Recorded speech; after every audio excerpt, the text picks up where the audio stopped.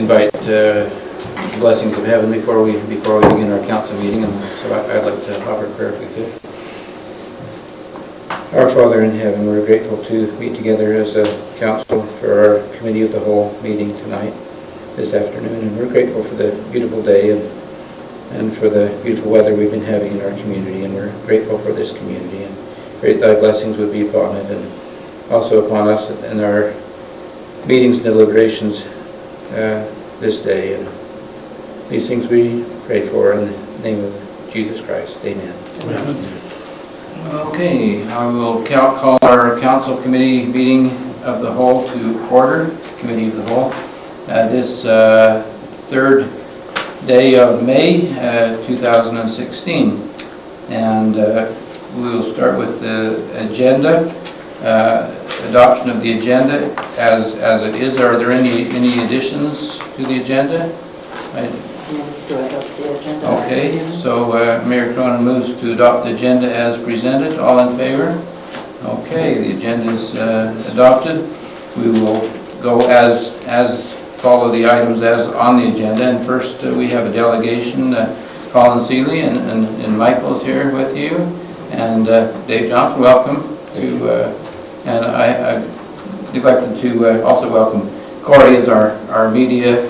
He's here very faithfully every week recording this for our community channel. So, but Colin, you're going to do a presentation for us. We'd like to invite you to come up and show us what we've got. This is my first time ever doing a meeting like this, so I apologize if I'm a little bit rusty or inaccurate. So I'd just like to take a minute to introduce the company. It's called Chinook IT, or the full name is Chinook Integrated Technologies. We're a company that's been primarily working in the medical area, providing network and infrastructure solutions. Our main customers that we have or that we deal with are going to be Alberta Health Services, Radiology Associates, and quite a few other medical facilities in southern Alberta. And on the way down, Mike and I were kind of just joking about what's more important, your life or your internet, because what happens when your internet goes out. So that'll just lead me to my next slide is what's more important, your life or your internet. And so I'm just going to talk about that real quick today. Over the last couple of years, I'll tell you about our company and its wireless history. About 6 years ago, we installed our first radio link in between Radiology Associates and the hospital. We were asked to do that to increase the efficiency in reporting for the physicians in Lethbridge.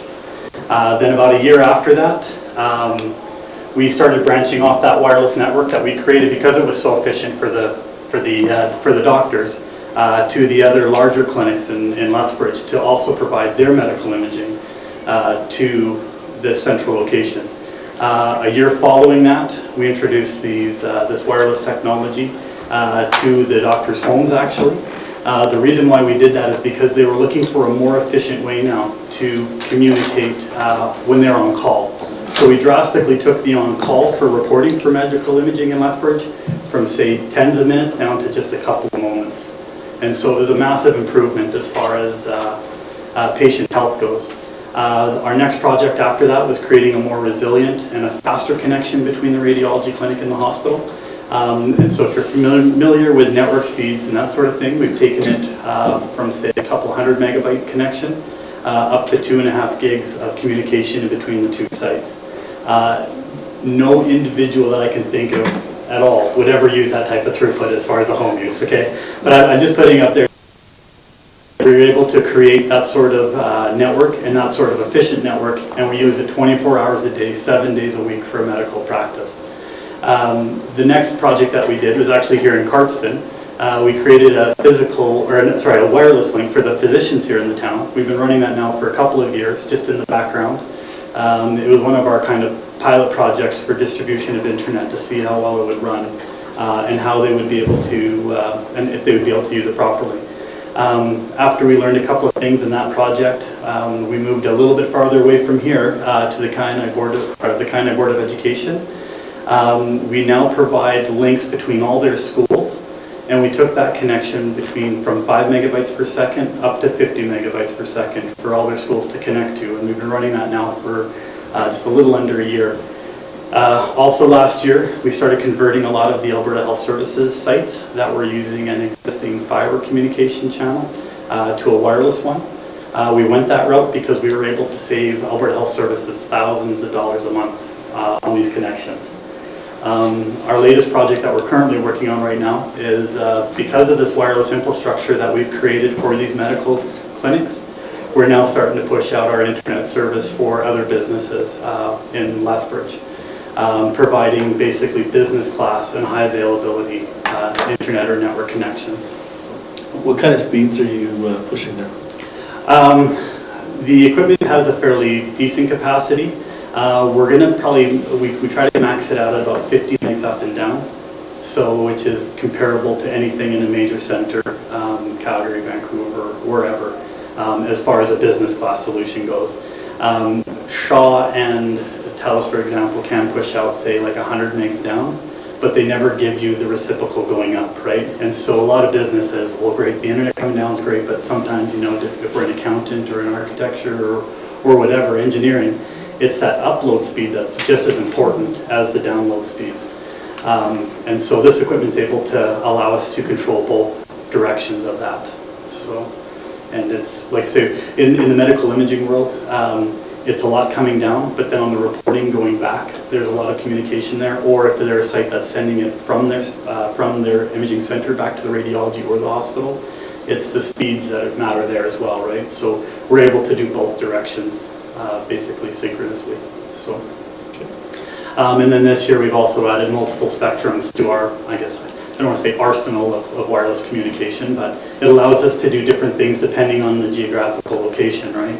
If it's a largely dense treed area, or if there's a lot of hills in the way, or if it's just wide open prairie, right? We're able to use the best sort of technology that gives us the best sort of performance or throughput for that particular scenario. So one of the goals that we're coming to you guys, if we can do a project here in the town, is we want to start providing people with a very reliable network connection. We feel very confident in our product and our solution that we've created, and that, like I say, that's going back based off the whole medical, being reliable for the medical industry that we deal with.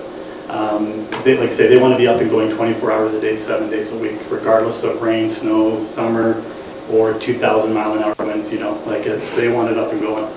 So, and our second goal is to be to have consistent internet speeds, right? Because we don't want to be the internet provider that, oh, well, 8 o'clock on a Friday night, it disappeared, you know, like it took me 20 minutes to load Netflix, it took me 20 minutes to load iTunes, you know, or an iTunes movie. 3:30 on a weekday when all the kids get home from school. So, yeah, so we want to keep away from that sort of scenario as well.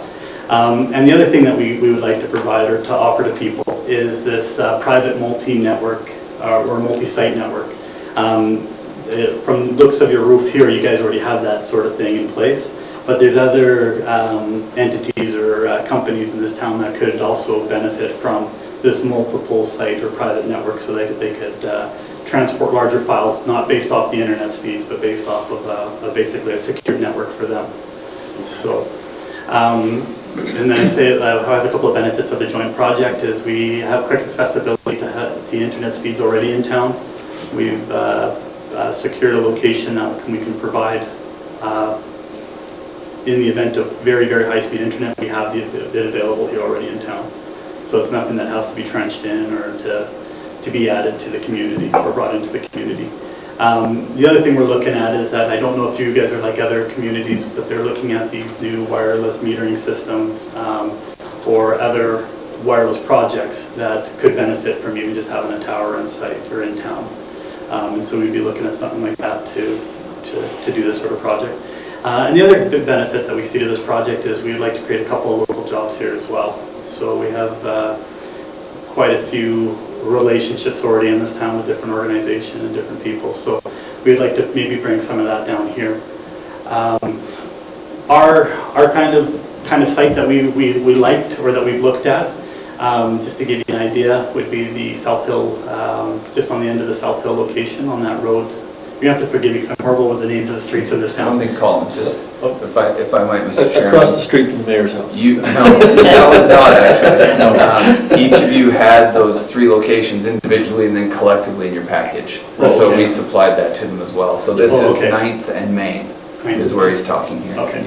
So. Yeah, that is where the town has a piece of land Yeah. there. There's 3 little lots up there. Yeah.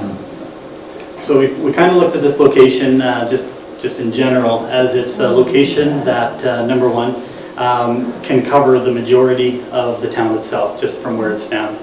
The second thing is that it doesn't really interrupt the view of anybody in this town, or it doesn't interrupt the majority of people in this town. As I was driving in today and I was kind of picturing it in my mind, it would almost actually blend into the existing tower that's just a little bit farther south out of town, right, if you're looking from the north. And then if you're looking from the, of course, if you're looking from the east, you'll see it. But we thought it might be the most unintrusive as far as the view goes, but also gives us the maximum amount of coverage for any business or group in this community.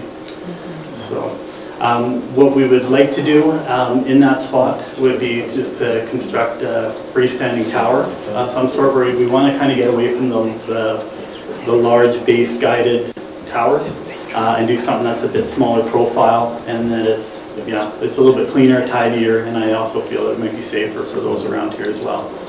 And then we're looking at something, we're just estimating right now, but at about the penetration, or to give us a line of sight to the maximum amount of people in this town. So what we're looking at for costs, so these are just ballpark figures, like everything changes depending on the cost of construction. But these are kind of the options that we provide the community. You're looking at 20 up, 20 down, 30 up, 30 down, and 50 up, 50 down.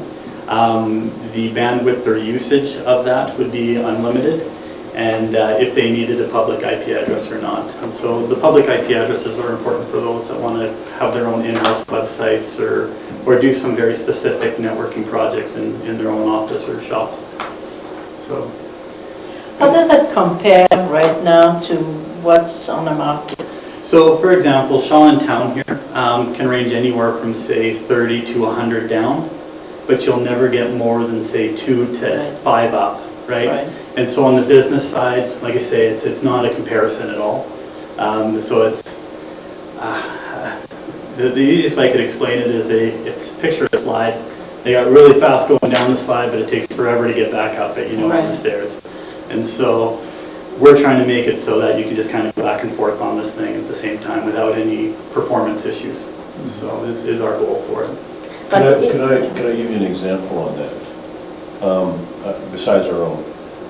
Jason Common had to move all of his server and everything to Lethbridge because of the upload speed. He could not get enough upload speed to upload what he needed to upload. Yeah, no, I understand. I'm just looking at the cost. I'm thinking, right now, I know there are towns that have Axia, Northwood, and Lenton, and I'm thinking, in terms of cost, how similar is that for similar up and down? I'm going to jump to Mike here for a second. Do you remember what the prices are For business internet, for Shaw 60, I believe it's around $250 a month, 60 down and about 5 up. What was the Overhead racks, yeah. That was for Shaw. The Axia. What was the Tabor location? It was, I believe it was 20 down, 20 up for just under 1,000. Really? Yeah. Wow. And those are managed. Those are different classes of. Yeah, that is a different type of product as well, though. So there is. No, I understand. I just was thinking from your billing. Yeah, there is quite a difference in there. We're hoping that we kind of we get the speeds that people want, but then also keep it affordable for them. Yeah, I mean, that's quite reasonable. So, and these sort of prices here are comparable to anything that you'll find actually being in Lethbridge or Calgary or any of those other sites. So, yeah. And then if we, if there's consumers that are around the periphery area, like we have, I don't know if there's certain dead areas in town here for higher speeds, then we can provide those as well to consumers. We just haven't gone to that area yet, because our primary focus is the businesses, and make sure that they're working and that it's reliable for them. And that's really it. As for what we wanted to talk about today, it was, like I said, we just wanted to give an overview of what we would like to do in the town if we got permission to, or if we could make some arrangements with the town. Like I say, we've been doing it now for half a decade as far as wireless networking goes for the medical facilities, and we've got a very good reputation in town for that. And we even have, like I say, a little pilot project in town already that the physicians are already using as well. So right now you're focusing on the businesses, which is probably the main users of such a service. Right. They need the capacity, I totally get it. Yeah. Eventually, are you looking at trying to bring it to the particulars in the town? Yeah, like the technology has the potential of giving it to anybody, right, in any sort of capacity, right? So if we decided that, you know, the residents in town, or like say, like for example in Lethbridge, like I know in my block, I can only get certain speeds, right? But you might have, like for me, I'd be one person that I've got, you know, 4 kids right now that watch Netflix constantly. I slow down during the day, during the evening at home with the resources that I have in my current infrastructure at home. And so as we develop this, yeah, we'd start offering it to the residentials. And the only reason, I don't want to say I'm not leery of the residentials, but my concern is that we want to provide a product to the businesses first. Yes. And then we want to provide the proper also infrastructure for these residentials that, you know, like I say, when 9 o'clock hits and you want to watch a movie, you're not waiting 20 minutes for it to buffer. You know, we want it to be that instantaneous playback for you. And so we'll roll that out as we feel that it's appropriate at the time. Because I don't want to be another one of the companies that come into town and say, well, we'll give you crazy fast internet speeds. Right. And when you go to actually use it, Doesn't work. we're no different than anybody else now. And there's no advantage to being that same guy. And we just don't want to go down that road.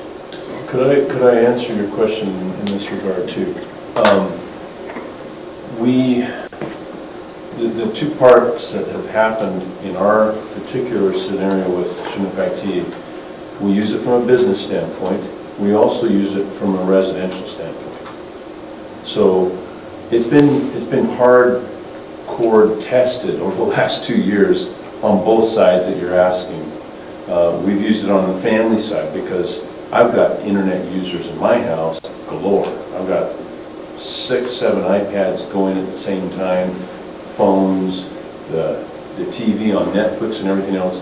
So if it's going to break, our family alone has challenged their little network to see if it'll break it or not. And I can tell you that, there was a few little buggy things in the beginning, but all of it comes down to managing it, how well it's managed. And so if, for example, out in the county with Tough Country and CCI, and they go and say, oh yeah, we can get you a point-to-point network, which is the same thing they're doing.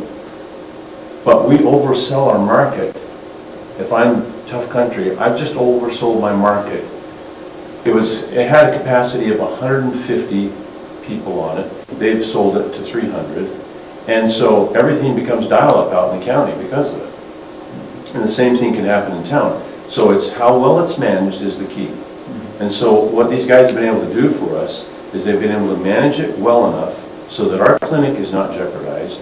We cannot access a patient's chart unless it goes out on the internet. It wasn't like that 5 years ago.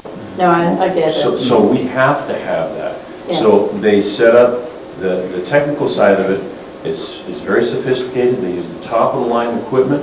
It's not cheap, but it works, and it works well. And so both sides are covered, business and residential side. They've already tested in our little scenario. No, I just wanted to know if that was enlarging the market. Could I maybe ask one more Yeah, go question? I just would like to know then, could you give me a sense of this wireless and its value compared to a fiber kind of distribution? It's a very different system. So what would be the marketable value to a town to have this? Well, I think the biggest thing is the upfront capital to it. Number one is to do a wireless infrastructure is going to be a fraction of what a fiber will be, right? Mm-hmm. That being said, like we're looking at doing a hybrid system depending on where we can do it. Okay. Okay, so fiber for us isn't something that's taboo, okay? Okay. I just want to make that clear. It's something that if both technologies are running the way they're supposed to be, they can be unstoppable together, especially in like a place like Cardston and Cardston County, right? Like, we've got a very dense population here, and then you've got very sparse, say, as you get closer to the edge of town, and then as you get out of town, right? And to run fiber to some of those like houses on the outskirts of town or whatever, or on the edge of town, It's prohibitive. it's too expensive, right? Because you could be looking at between tens and hundreds of thousands of dollars just to get to a couple of homes, Right. where you could do the whole wireless project in the town for that price, right? And so there's a difference there. But at the same time, wireless does have its very good benefits. And so, like I say, we're looking right now at kind of a mixed model depending on what we need to do around here. Thank you. Right, so Colin, right now, you kind of, from the town, you basically like to have a location for a tower. That's your main point at this point? Yeah, that's where we'd like to start. Okay. Yeah, is we'd like to see if there's potential of getting permission to put a tower up in town and Yeah. kind of possibly start moving forward with a project like this. Okay, well, we'll be happy to discuss that as a council, and we can have Jeff, get back to you on that. Okay. And appreciate your presentation. Jeff? do you have One a quick comment? thing, just maybe, Colin, I don't know if maybe it's too preliminary. Do you foresee it as a lease of the space, or a purchase of the land, or a rental agreement? How do you normally see that going forward? It's whatever works for everybody, Okay. right? Like, I'm not saying I want to do it one certain way, and that's the only way we do Okay. anything. Okay. Like I say, we're very flexible in our approach. Okay. Do you have a question? Yep. Colin, what kind of prices for equipment, if the town got this and they wanted to hook up all our town businesses, our town-owned properties? What are we looking at roughly? Like, so you would want the infrastructure plus connecting every town in this, or every business in the town kind of thing? No, just our town-owned facilities. That's a tough one just off the top of my head. About 50,000. Yeah, For the tower. 50,000? Yeah, yeah, for the tower is what that would cost. and that's the only thing that would be required that we would cover the cost of, or how we work that out as a partner. Or if we don't work it out as a partner, and then we cover that cost. Anyway, maybe we can work out some kind of a trade-off with the tower. Exactly, that's what I say, is like, I don't know what sort of projects you guys have on the go, Yeah. but we're more than willing to Yeah. possibly co-locate or, make things work. Yeah. So I've talked to Colin before, I just want to make sure that I'm clear on a couple of things. You showed us 3 different options with capacities from 20 to 50. Yeah. But if required by a certain entity or business, you can certainly provide higher capacities. Yes. Okay, so if you had a business that needed 100 or more, the capacity is within the community to provide that. Correct, yeah, that's the thing, is our source that we have in the city here, like I say, is more than what's needed for this town. Let's just put it that way, even if everybody was going full bore, So, there's quite a bit of So capacity. basically, what you've got a fiber hub, existing fiber hub, basically. in town, Correct, is that in what town, you're saying? yeah. And we can branch out from that. Correct, yeah, and so the sources, I guess that's one of the other key benefits to the way that we're looking at it here, is that this would be the nucleus for the project. Mhm. And so it's not like we're trying to pull it from McGrath or Raymond or Lethbridge or, and there's all those variables down the pipe, so. Do you want me to address that? No, That's okay. Anyway, well, thank you very much. We'll say be discussing it, and, Jeff will be getting back to you on this, I'm quite sure, so. So, thank you very much. Thank you very much. Everybody, appreciate it. Thank you. So, get that feedback there. Yeah, by all means, yeah. Yep, go ahead, so we'll. Not allowed to yet. That's how we get equipment here. I'm okay with the equipment, my wife, not so much. Yeah, we understand how that works, yeah, technology anyway. So, we'll continue on then, while he's taking it down. And I neglected to mention that we're excusing Councillors Peavoy and Barnes were unfortunately can't be here tonight. Maybe for them they might be enjoying their time. But we'd like to look at the minutes of our last committee of the whole in April 5th, 2016. If you had a chance to read those minutes, I read them. I didn't see any errors. Councillor Barfuss. I'll move to adopt the minutes from, what's the date on that? It's 5th of April, April 5th, 2016. 2016. Okay, Councillor Barfuss moves to adopt the minutes. All in favor? Okay, our minutes are adopted. We can move on to bylaw and policy. we've been hammering away at this council remuneration for a while now. I think we're getting close. Maybe we can nail it down tonight. I'm looking at some of the questions now. Some of those I think we answered previously. Some of the questions are still outstanding according to what I've got. Should per diem claims be voluntary or compulsory? I thought we kind of made a consensus that it would be compulsory, but I did make a request that we be reminded, because sometimes those things, that we slip over my head and I forget that we're supposed to submit per diem on that. Let's see, I'm going to back up for one, just because this is one thing I wanted to bring up when we were talking about the parades, and I had a discussion with Jeff. Now this is a personal concern I have, and so I'm not asking everybody to do this, but in the last parade we decided we would throw candy to our grandkids, because we were concerned about their health and their teeth and things like that. And we've made statements in the town that we're concerned about the children's teeth, and so I'm not comfortable throwing candy. And I asked Jeff if there's anything else we can throw. I mean, and I'm not wanting to say that we should all do this, but I just like to make a request that I could do something else besides throwing candy. And I asked Jeff if there was something, so we got other things that I could have. He mentioned there might be some frisbees or foam balls or something that we could do. Yeah. So anyway, I didn't have a chance to go on and pull some options for you, but I'll look at that. Anyway, so that's just a request that I have, and if any other councillors feel the same way, I think it's up to you. But if you're okay with me, I'd like to not throw candy. I don't care if you throw candy. I would just be concerned that one of the reasons why candy's always been used is the cost is very, very low. Yeah. And anything else could get prohibitively expensive. And I don't know, that's why I asked Jeff to check, and sometimes, like, if we can promote the town, like candy is pretty generic, but if we had something that we could even just put the town logo on, that might have some benefits, especially maybe in out-of-town parades, advertising the town. But anyway, I just wanted to bring that up before we order all the candy.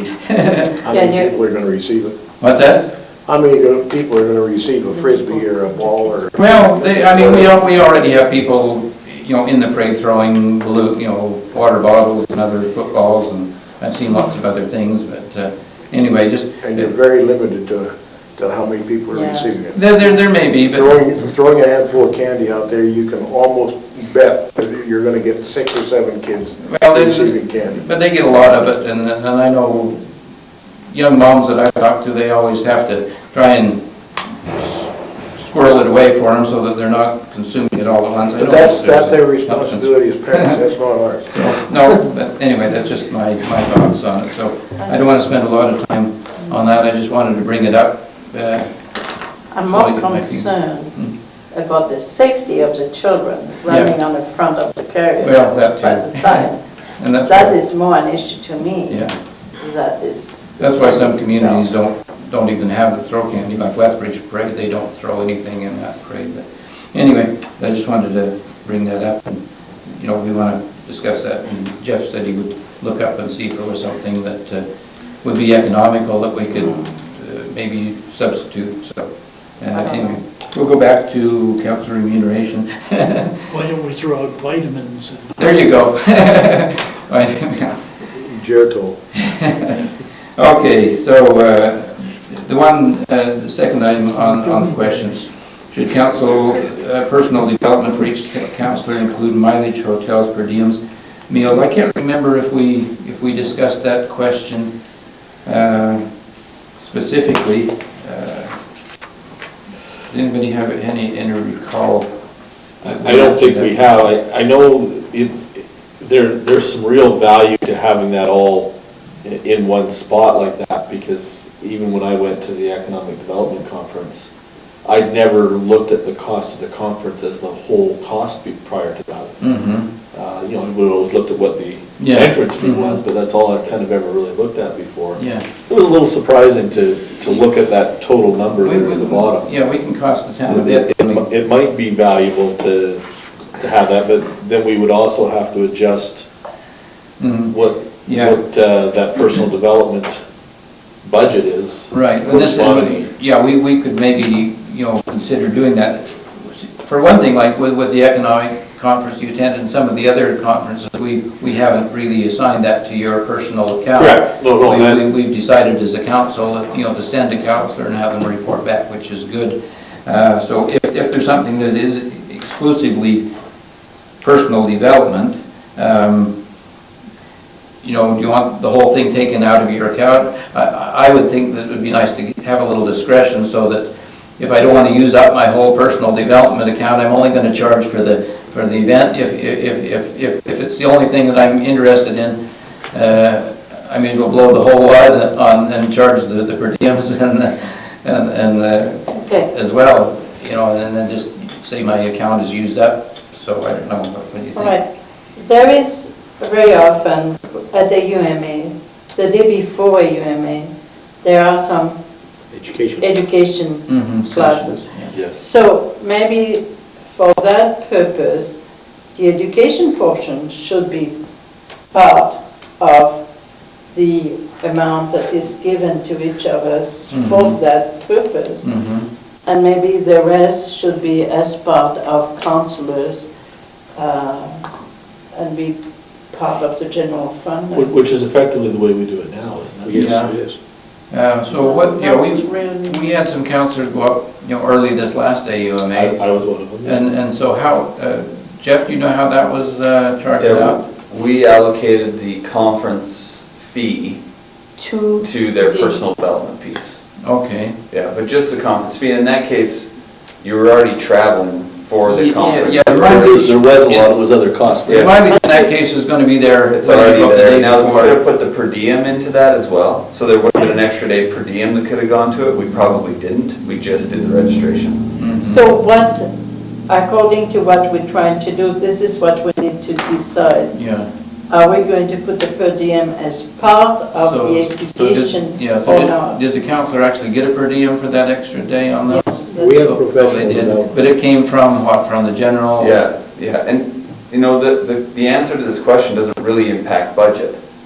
Right. Because we just From moved one it fund from the to general. the Just other. whether it's allocated, but if it's allocated to his personal development fund, then it uses up more of these allotments. So Yeah.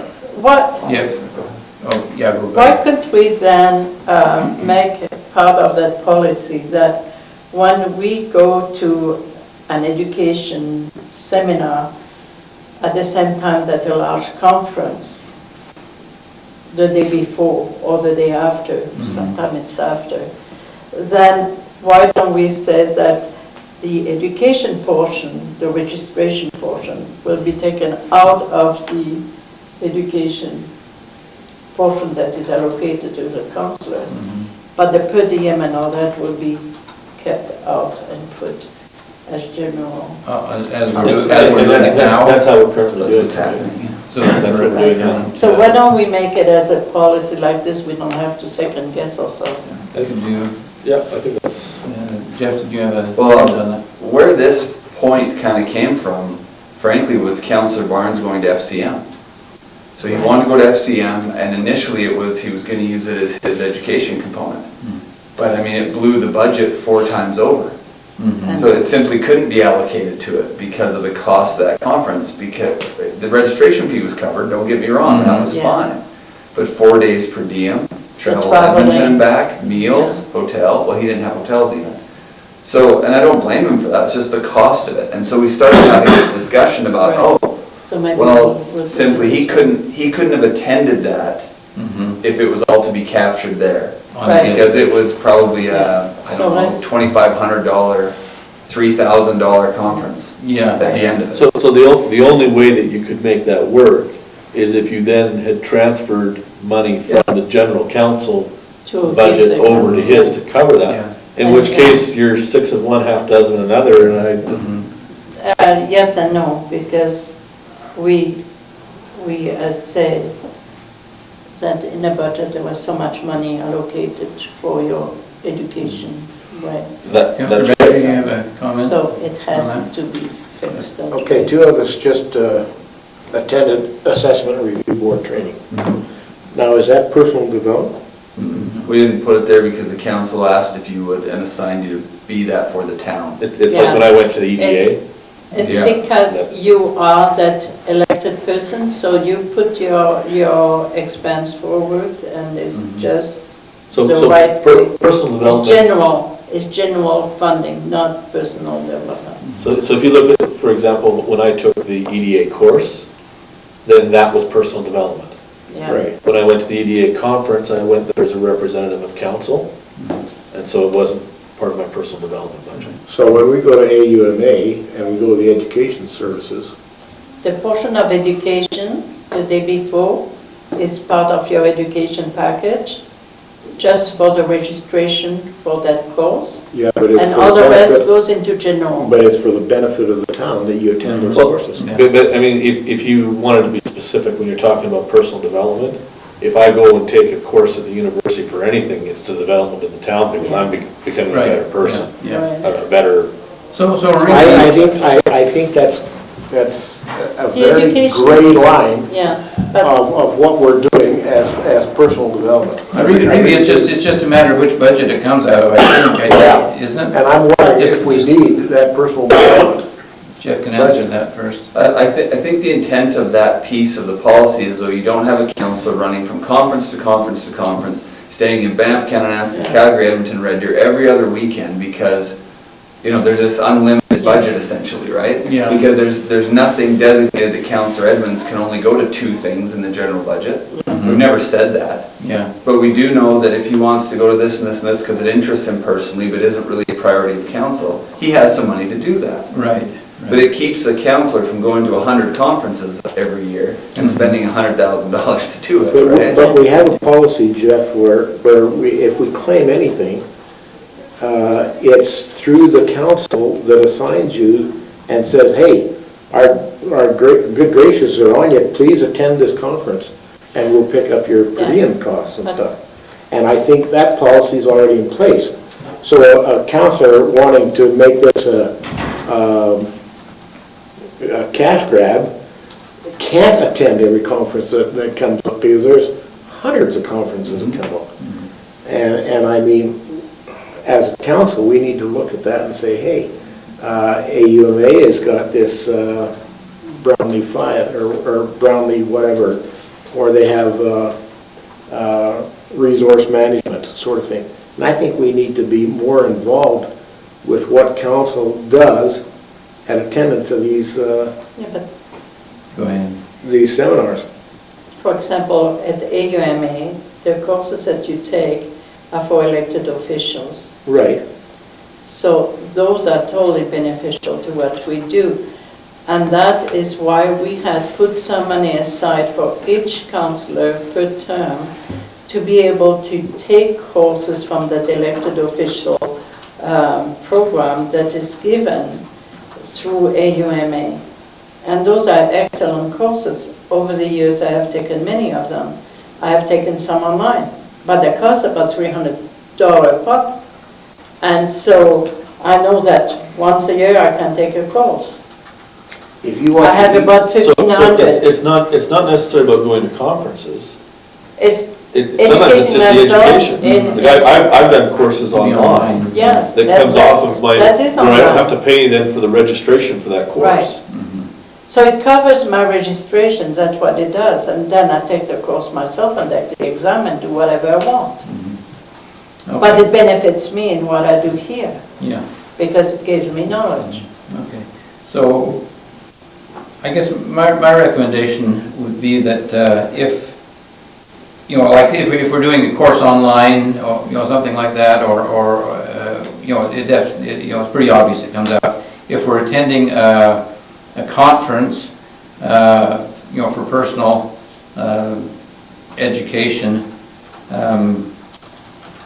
I would suggest that, that the per diem and hotels and all of that could come out of the general budget if the council approves it. So we just make a resolution by council that, yeah, we're going to send Councillor Edmonds and we'll cover his per diem and mileage, and then the conference can come from his personal account. Would that be a reasonable way to do that? Rather than that way it's transparent.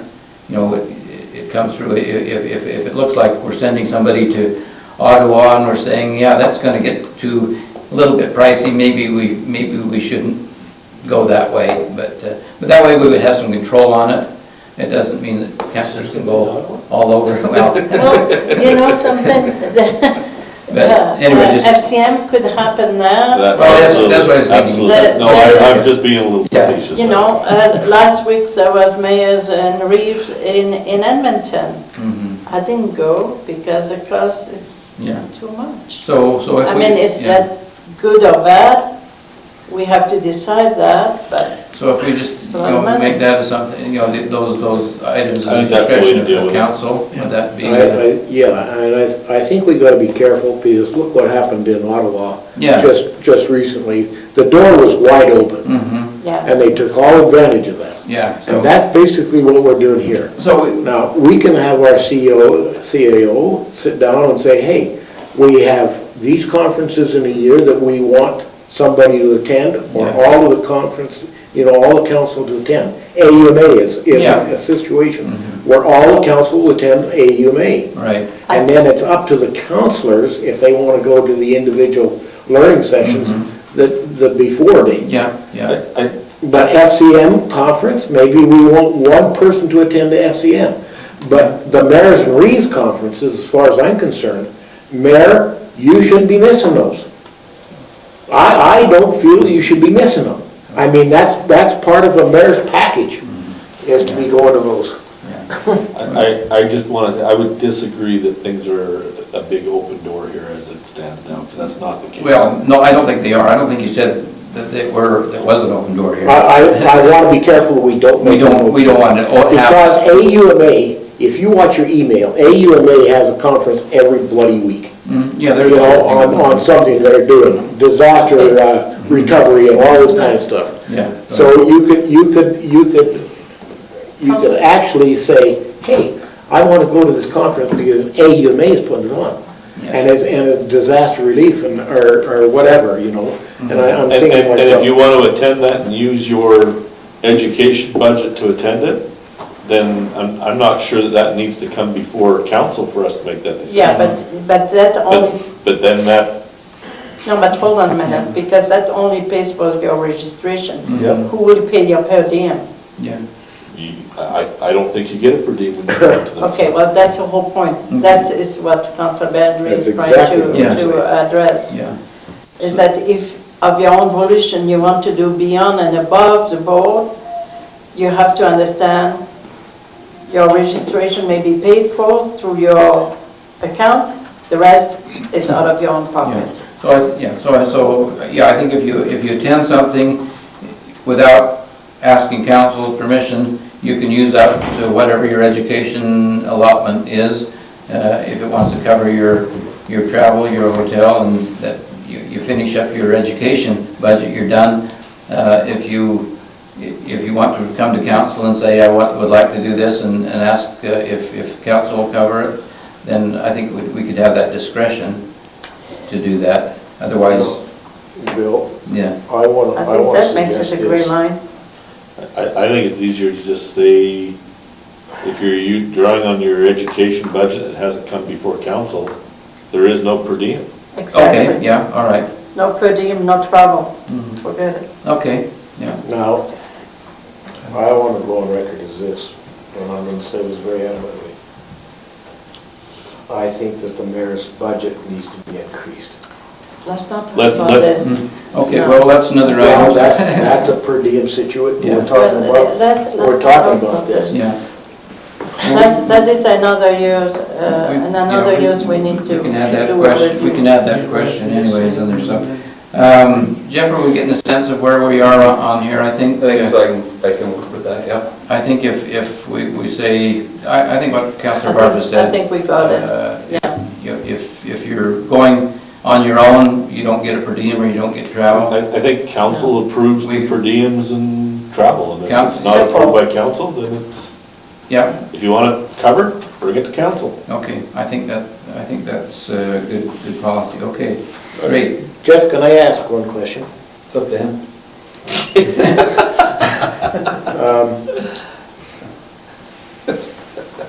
I know it's at your discretion that your staff attend conferences and whatever. Are their per diems the same as council? Well, they get their salary.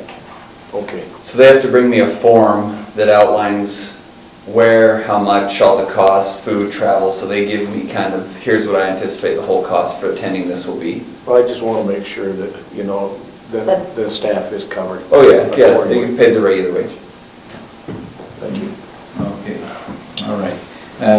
Okay, on 3, I think we answered 3 before, which was if you're combining family or business with a meeting, should the council claim full mileage?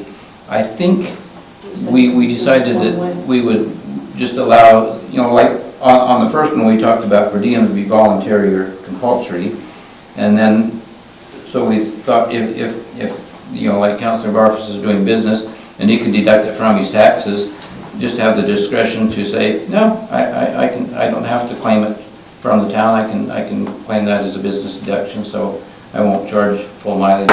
So we just have, we would just make it discretionary. And if you know, like if you're up there and you go and visit your family, I mean, that's something you wouldn't visit your family unless you were up there anyway, so you could still claim your full mileage. So I think we just decided on that 3 to make it a discretionary item. Is that Yeah, the understanding? that's correct. Okay, so let's call that one good. When you think we can get through the next 3, let's see how we can do. We'll go for about 15 minutes. If we can't get through them, we'll save a few more for June, but hopefully. So certain community obligations such as grant acceptance, ribbon cuttings, event welcomes, photo ops that should not be claimed via per diem. Okay. Yeah, you want to speak to that? Yeah, I will speak to that. I feel that as a mayor, if the mayor is going to do and represent the town, then the mayor already has an allocation for doing mayoral duty. So personally, I don't think it's correct. For a mayor who already receives some money to charge a per diem. Yeah. But for councillors, might be a different story, Yeah. because you don't have that extra pot, a little bit of money. I mean, it doesn't represent much, but Yeah, a lot of these things. My only question, I mean, we don't do a lot of those things from our community, but I would just be concerned that, for example, Mayor, I know how active you are in the community and attending meetings and doing all of those things. I wouldn't want to see that not being compensated for. And there is not a significant difference between the mayor's salary. That's exactly what I said. I mean, you have, what's that, 3,200? Doesn't matter what it is, Yeah. Mayor. You're the spokesperson, you're the one for this town. But let's, I'm wrong, as to 2016 is $4,300. Yeah. So, at this time, I feel I do not claim any of that when I do those mayoral duty. But I don't expect that to be the same case for the councillors, especially if you work in.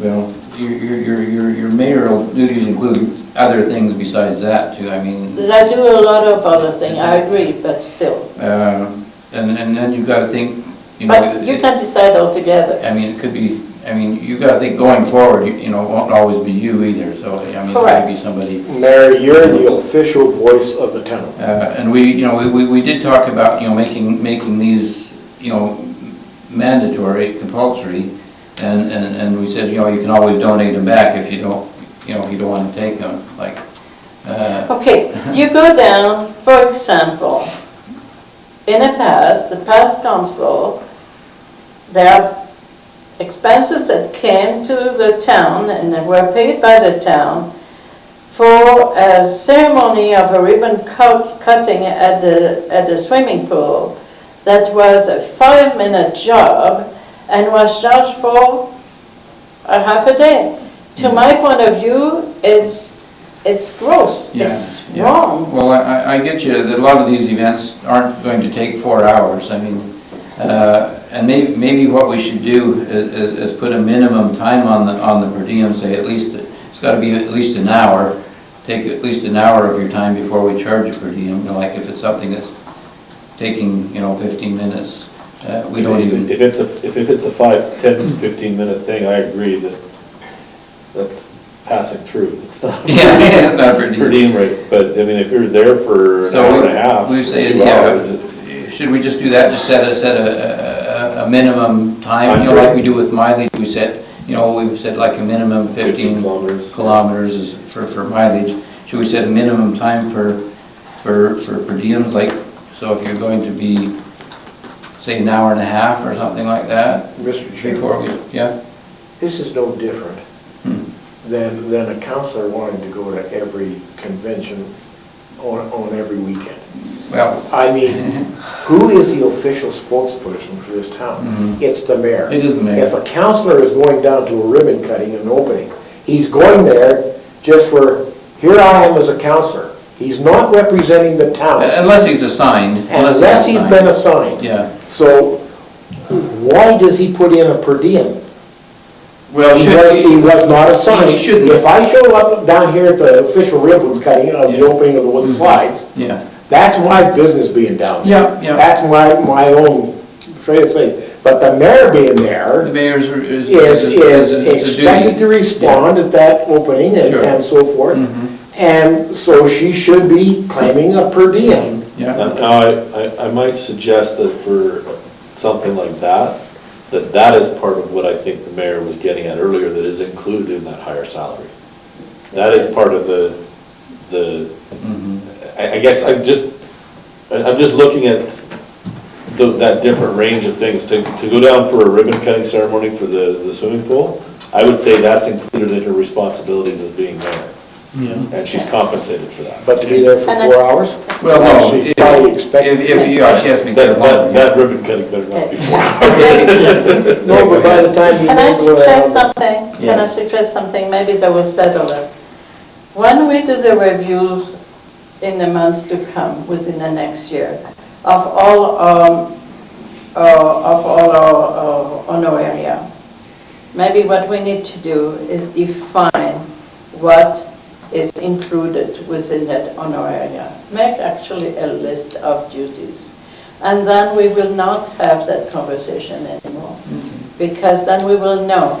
And if we have to adjust the annual honoraria accordingly, let's do so. And let's forget about it. Good idea. For the time being, let's leave it the way it is. Okay. Is that okay with that? Let's do that. All Leave it right. as it is. Did that satisfy you, Jeff? All right, okay. Okay, if a councillor misses a committee meeting and the mayor as de facto or another councillor attends in place, how is the compensation managed? Is the first councillor penalized to compensate the second councillor? Okay, so what are your thoughts on that one? So if you miss your committee, or if you assign somebody else to attend, should you just pass your compensation over for that meeting? Okay, here's a good example.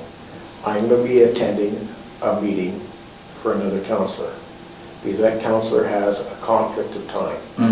I am not going to claim for that meeting. Okay. That's just my feelings that I said. I suggested to the mayor, I will attend that meeting. So I've taken it upon myself to attend that meeting. It's not out of town, it's in town, and it's just one of those assigned meetings that this other councillor can't attend. Because he's going to be at another meeting that he's assigned to. And so there's conflicting times. And I think if I volunteered to attend that meeting, that's my own volition. and I shouldn't be paid for it. And that other councillor should not be deducted. Okay. It wasn't his responsibility to change and make the time Okay, change. so you're saying that there may be enough general trade-off That's right. that That's it will kind of the way balance I out? looked at that. Yeah. Maybe, okay, go ahead. I think that is true when you are doing that in town. When you're doing it out of town, as for example, when Councillor Tweed or Councillor Barfuss have gone to Lethbridge for me and taken a meeting, they're going 1 hour travel, 1 hour back, 2 hours meeting. We're talking 4 hours, almost 5 hours, because you have to be ahead of time. So, is that fair for them, since I do not Yeah. claim any more than mileage at that point because it's part of my committee? Is it fair for them to get compensation for it? I think it is. Well, we could get. Well, I think it is too, because they're traveling out of town. It's- But like I said, it's a- attending a it's a meeting whole in half town. day- It's a half days. Yeah, it's like, I'm It's filling 4 I'm hours, filling in right? for IMDP this week, right? Right. Right. I'm not intending on charging it, because I've had somebody else covering for me when I Exactly. was able to go to Yeah, my. well, I think if you're in town, it's one story. If you're out of town, Then it's you And I think most of our something committee else. meetings You are in need- town. yeah. Right, except for South Grove or Alberta South, Roman Trail. Southwest, that kind of stuff. and Mayors and Reeves. So those three, I think, if there is such, I think the other towns should be compensated. Okay, that's, yeah, okay. So, but should the other councillor that's not going be No. deducted, No, or just we compensate? unless it's, as far as I'm concerned, unless it's an absolute show that he doesn't care. Yeah, You and know, this, And I don't think that's true with any councillors around this town. I think with Well, this, we're with not this developing council, policy for councillors Yeah. around this table though, right? for this council. Purpose is this is We're developing good. council policies that council's gonna follow for. You know, and there have been cases where there's councillors that habitually That's miss right. their meetings, and I've seen that, and that starts to, I understand where you're saying, so maybe there again, there is maybe something that should be into our covenant that we sign at the beginning of our term, that it is an obligation for us to be at our meeting, and after meeting missed, we will start to deduct funds. Well, yeah. and I think. If I think you set a are not willing threshold. to do your job, then let us, I would agree with that. let Yeah. us think. Three things, unless you have sickness and you are really, for good reason, not able to do it. But in general, I would say, if you miss more than 3 minutes, Yeah. 3 meetings per If we set per year. 3 meetings in a row or something like that, I think that's what we need to do. Okay. So let's put a limit, 3 meetings So missed in three a year, meetings, then and, we start losing something on yeah, that. well, you lose your Okay. pro rata, Yeah. whatever that is, children can figure it out, pro rata I- honoraria. I was just thinking, I'm It's sure our not you, administration is gonna love it. I don't know, but Dave, It's gonna be very hard to track. Yes. The other thing, way I look at it is, there are times when your committee meetings are canceled. Exactly. well, and No, that that's, leaves that And council, it's, so it all balances out in the end run, that's, yeah, you All know, right, so what do you suggest we do? I think you just forget about it. I think, in all honesty, the way that it's Just go being on the way it's managed now. I mean, there is something in the NJA, if a councillor misses, 8 consecutive or something like Of that? your council That's meetings. council meetings, not committee meetings. Okay, Yeah, this is what we're talking about, is a committee meeting, But right? maybe that's where we need to put something in as a consecutive number of meetings or something to that effect, that maybe it has some bearing on it that way. A councillor missing a meeting once, even every 3 months, I'm not concerned about. That can happen, but That can happen.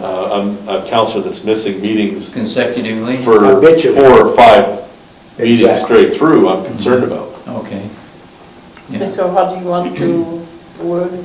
I don't know. I mean, I kind of have the theory, we can tool with it a little bit. Yeah, Similar to, Yeah. you have a policy about repeated unexcused absences Right. starts to cause problems as a counselor. yeah.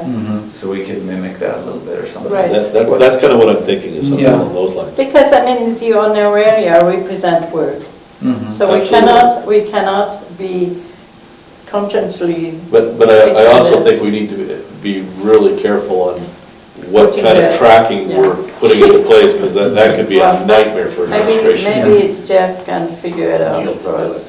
Yeah, so, you know, there'd be a way, if there, Have to have a real It might be it might be as simple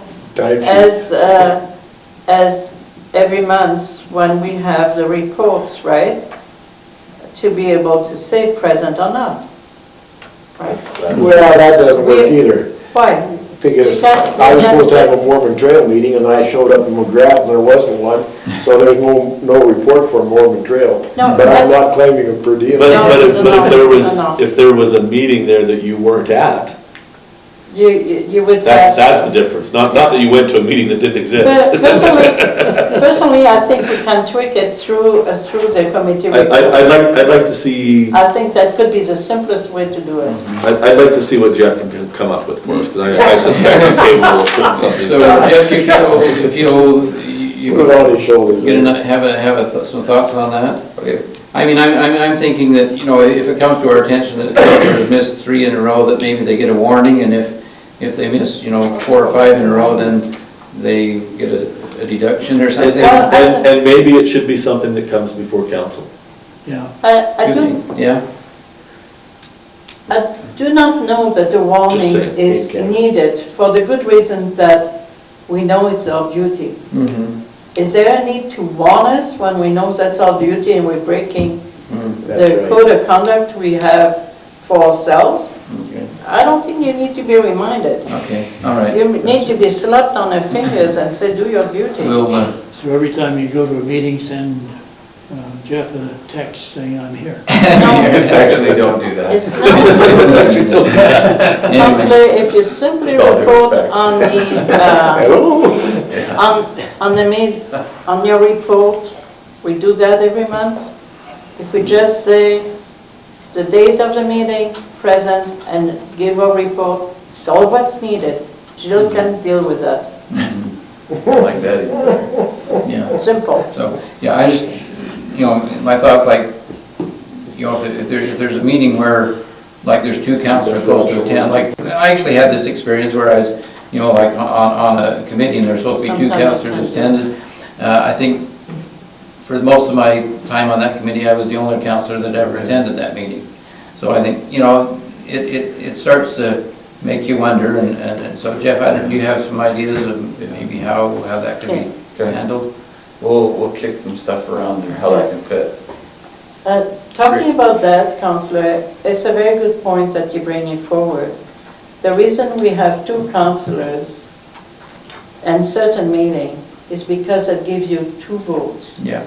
And it's a voting privilege that should be really understood by the councillor, how important it is to weigh in the discussion and the way that extra vote may have in a decision that is taken at the table. And if the councillors understood that, then they will understand why they need to be there. Now, Mayor, do we have the 2 councillors on the requisition committees? The bodies that are requisition? Not all of them. No. It depends of the governance. That's what we don't, But not on the... we don't on Chief Mountain. On Chief Mountain, yeah. Don't we have 2 councillors on Chief No. Mountain? Fire had 2. Do we need On that? fire and Chinook. You can't just No. add one. It's a governance of the body that governs itself. Yeah. Okay, so I'm going to leave that one in Jeff's hands for now. If we can get this last one really quickly, hopefully. Spouses accompany a councillor meeting. Does the town pay for meals, enhanced hotel, room, entertainment, etc.? So give me your thoughts on that one. My feeling is if I take my wife, I'll pay for the extra. Other than maybe like AUMA where they always come and meals would be, like we could claim meals, but if, other than that, I would feel like if I take her at my own discretion, then I'll just pay for the extra cost. Yeah, go ahead.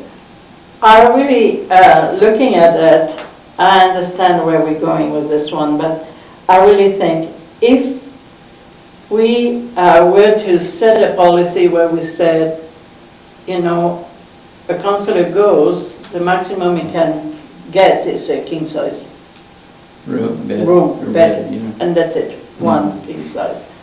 And that is the norm. I mean, if you want, it's more comfortable for most of us probably than a queen size. And then anything else is up to the councillor to pay out of his pocket. As for the wives or the spouse, I think at AUMA it has been a tradition that there has been a meal that always was shared collectively and paid by the town as one of the little perks that we have. I don't have a problem with that one. Personally, when I have taken my husband, he has paid for his meals and he has paid for his breakfast and the rest of the stuff. But one meal and one king size room, I think should be the norm for AUMA or any large conference where we may go. That is over multiple days.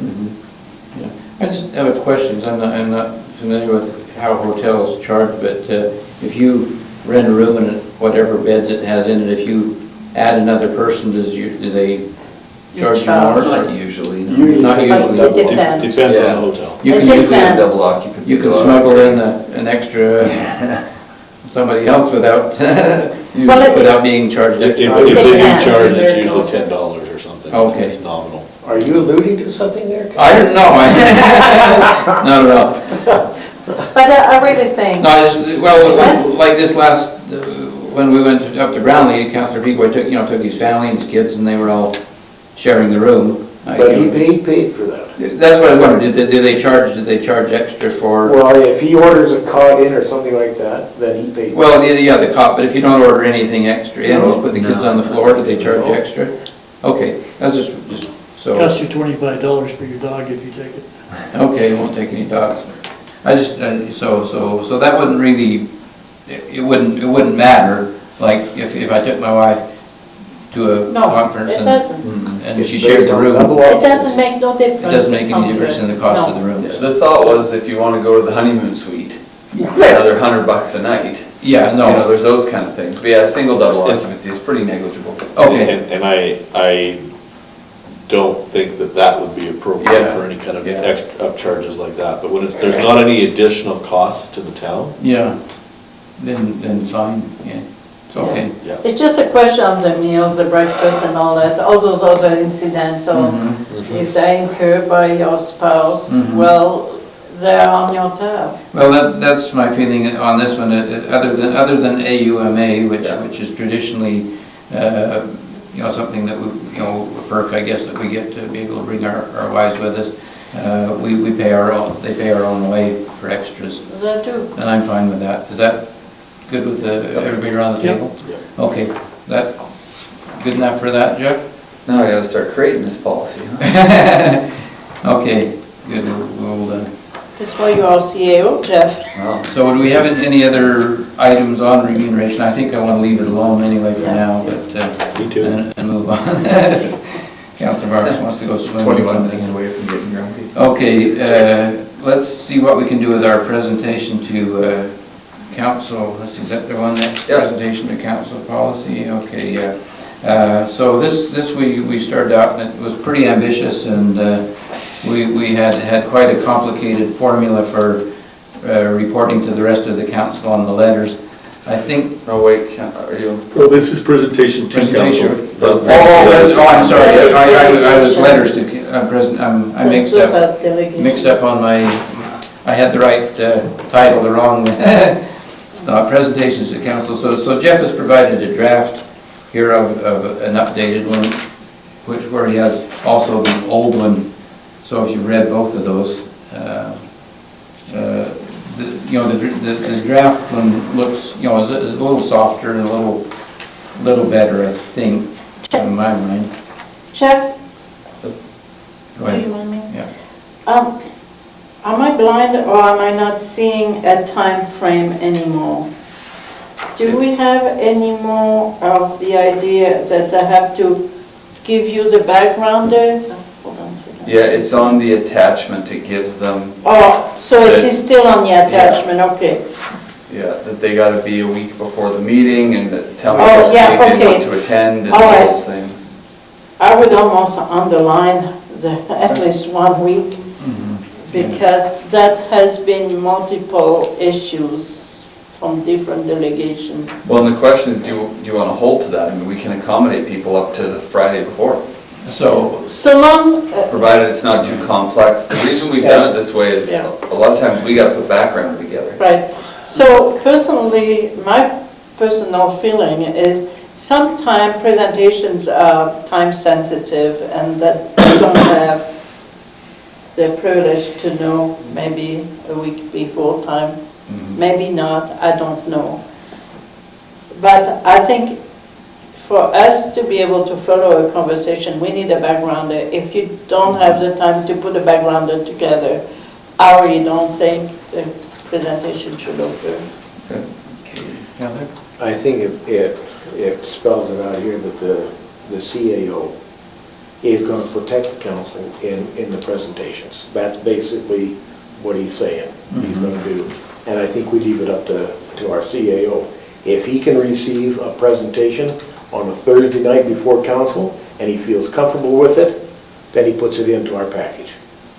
It's whatever our CAO feels comfortable with, because Depending if basically. he needs a background or not. Yeah, yeah. and then he can include it in. So the time situation, I think we should leave the time stipulation there of 1 week prior. But like I said, there is some emergency presentations that are time sensitive that our CAO can say, yeah, we can present this to council, but you've got 10 minutes to do it. Well, So yeah. make your stand good. Yeah, I agree that there probably should be some discretion, and I guess one of my questions is with the policy now, is that, are we following the policy? And I guess, one of the reasons we don't want to exclude anybody that wants to present to the council, but we want them to be able to do it in a way that isn't going to embarrass them or the council. And so I think that was one of the reasons that the policy was drafted in the first place. Go ahead. Could we maybe then have something added, the form must be submitted to the chief administrator officer at least 1 week before the council, at the discretion? Yeah, I put in here that the CAO to have some discretion to cut the time shorter if an adequate background can be developed, or the Right. situation requires a quicker Yeah. time frame than in I policy. think if you were to add that would address the issue. Yep, all right.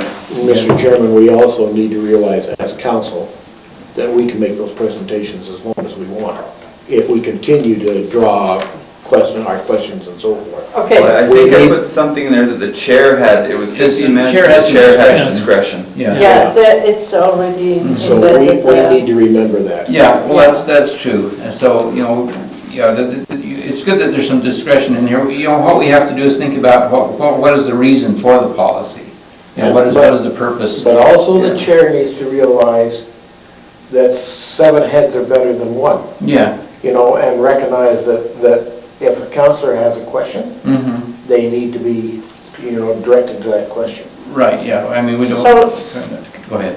So long as we remember what is needed is question to clarify the message. Right. It's not comments to create emotional, Yeah. I think, Waters. was there something in here that, the council is supposed not to debate with the yeah, presenters? there is It's not- something it's not a somewhere. time- Not a time for debating, It's not a time for debate, it's not a Yes. time for comments, it's a time to get clarification. We clarify the presentation. That's all what it is. And then I if we- think the intent of the policy is just help people frame their presentation. So if they frame it on a 15-minute presentation, if they, then it's at least framed. They didn't come in anticipating a 2-hour Right. debate. Right. Mhm. And I think this can do that, but I appreciate I can add some discretion pieces. for sure. Right. Okay. Okay. But I think we also got to be very careful as councillors, when these people are making presentations, that we say, yeah, I like that, or I don't like that. But we must not say that. We must Just not. be real careful, yeah. Yeah, we got to be very concerned, like the mayor said. We need to direct our questions to clarify their presentation. Yeah, maybe that could be put in. Yeah, Dave? The one problem I see is that a lot of times they give us the background information, then they come in and they repeat the whole thing again. Exactly. And so you end up, instead of being 15 minutes, it's 20, 30 minutes, Yeah. but you already have that information, Okay. Right, so. and this is part of the intent of the policy, I think, as well, is to keep, it's sort of framed into a certain point, and, the chair should try to control, that time as much as possible. It's not always possible, and, sometimes the presentation is going to go longer, and so that's where there's some discretion involved. Mayor? Yeah. Well, for example, there is nothing written here. If a presentation is not in agreement with the background that is given to us, what is the chair to do? So you're off topic. But for example, typical story was last week. We had a presentation where the last part of the presentation was what we expected to come at the table. But the 3/4 of the conversation was for the presenter, the backgrounder, to that little piece. But to us, it was 2 different items. So that was a typical issue where I scratched my head and thinking, I didn't expect that. Yeah, so, And I was not so sure how to handle it, okay. because it became obvious that the portion the person was going to talk about had a link, as tenuous as it was, with what the true presentation was meant to be. So what do we do? Okay, I'll put something in about they need to be, just because we give them some advice on kind of how to come to council, to be consistent with their background, or to stick to their presented material, not to introduce new material after the background has been submitted. I can doctor that a little bit. Right, I think we need to help them understand that we are prepared to entertain what is in our background. As for the rest, it's a new topic, better to present it as another day or as another topic. Okay. Okay. So moving forward, I make a recommendation, we take this back to administration to tweak what we've discussed and bring I it back think to that's council. what they're Okay. doing. Do you want a motion on that, or can you just go ahead Just a and take that? recommendation. Yeah, It's a living document. Okay, I'll bring it back. so, and I think make it pretty clear in there that the council is only to ask for clarification, or not to make positive or negative comments, and... Yeah, I have questions or for clarity debate. only, but not to support or contest the delegation, so we'll put Right. something Yeah. like that. Good idea, okay, great. Okay, can we move on? Please. Okay, now the one that I was thinking of when anyway, my mind was jumping ahead there to the council letter to the citizens policy. So this was a good thing, and but like I say, maybe a little too ambitious and maybe a little too involved. My feeling is that and I'll have the mayor comment on the writing letters, because she made a comment before, but as far as the letter writing, if the CAO and the communications officer, it looks okay with them, it doesn't look like we're being defaming anybody or way out of hand, that they should have the discretion as to whether the letter is appropriate or not. Okay. Other than that, you mentioned that you'd think the mayor should Yeah. write the first letter. I was looking at it and thinking the way it was drafted the first time around is that the first deputy mayor at a new election is the first person to write. And I think, personally, I feel the mayor who is elected should be the person in charge for the first 8 months. Now, Councillor Creed, I understand that over looking at this policy, it is maybe too onerous to ask a councillor to write every month. Maybe it is best to have that happen twice during the term or something like that, and allow the mayor to do their duty and write whenever she feels there's enough material to create a letter in between. So I think that would create less pressure on the deputy mayor to do that job. See, on the next one up, I would agree with that. Okay. So essentially, I think if during the 8 months period, if you were writing 2 letters, and then we could decide in between, between ourselves, which are the one you will write, Yeah.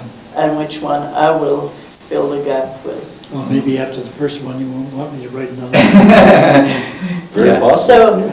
So, but you know, I'm going to tell you, I have had over the years that we have been creating that policy, I receive a lot of very positive feedback from citizens about the message I see, or on the channel 32, or on the website, or in a paper.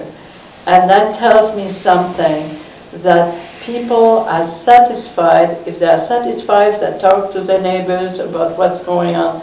It's discussed in town, and we do not see people rushing at the office complaining about what we're doing. So it has a positive effect somewhere down the line. Makes it worse. People have a sense, they have a sense of what's going on at this table and what we are doing. And if that is offering that type of information and giving a sense of trust, then we must carry it on. We have, I guess, 3 of us here at the table that have, you were deputy mayor. And I never wrote one letter. You didn't, and that's okay, No. you know.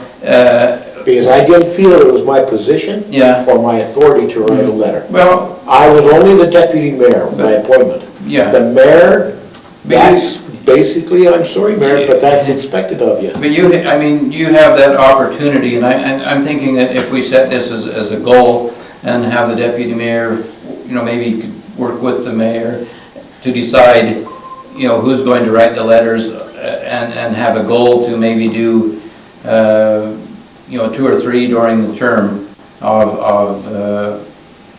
while you're deputy mayor. I've managed to get 2 off now, I think.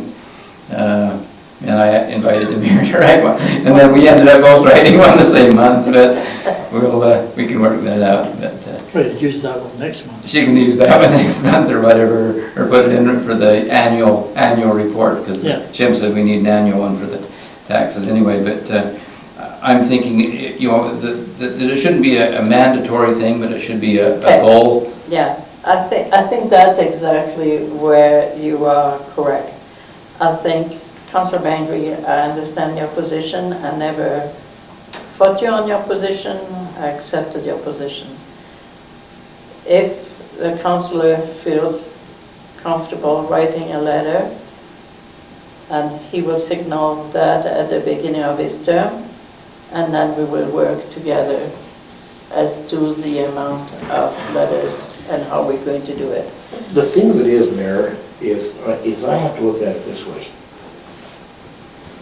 You're the mayor and you're privy to a whole lot more information that we as councillors are not.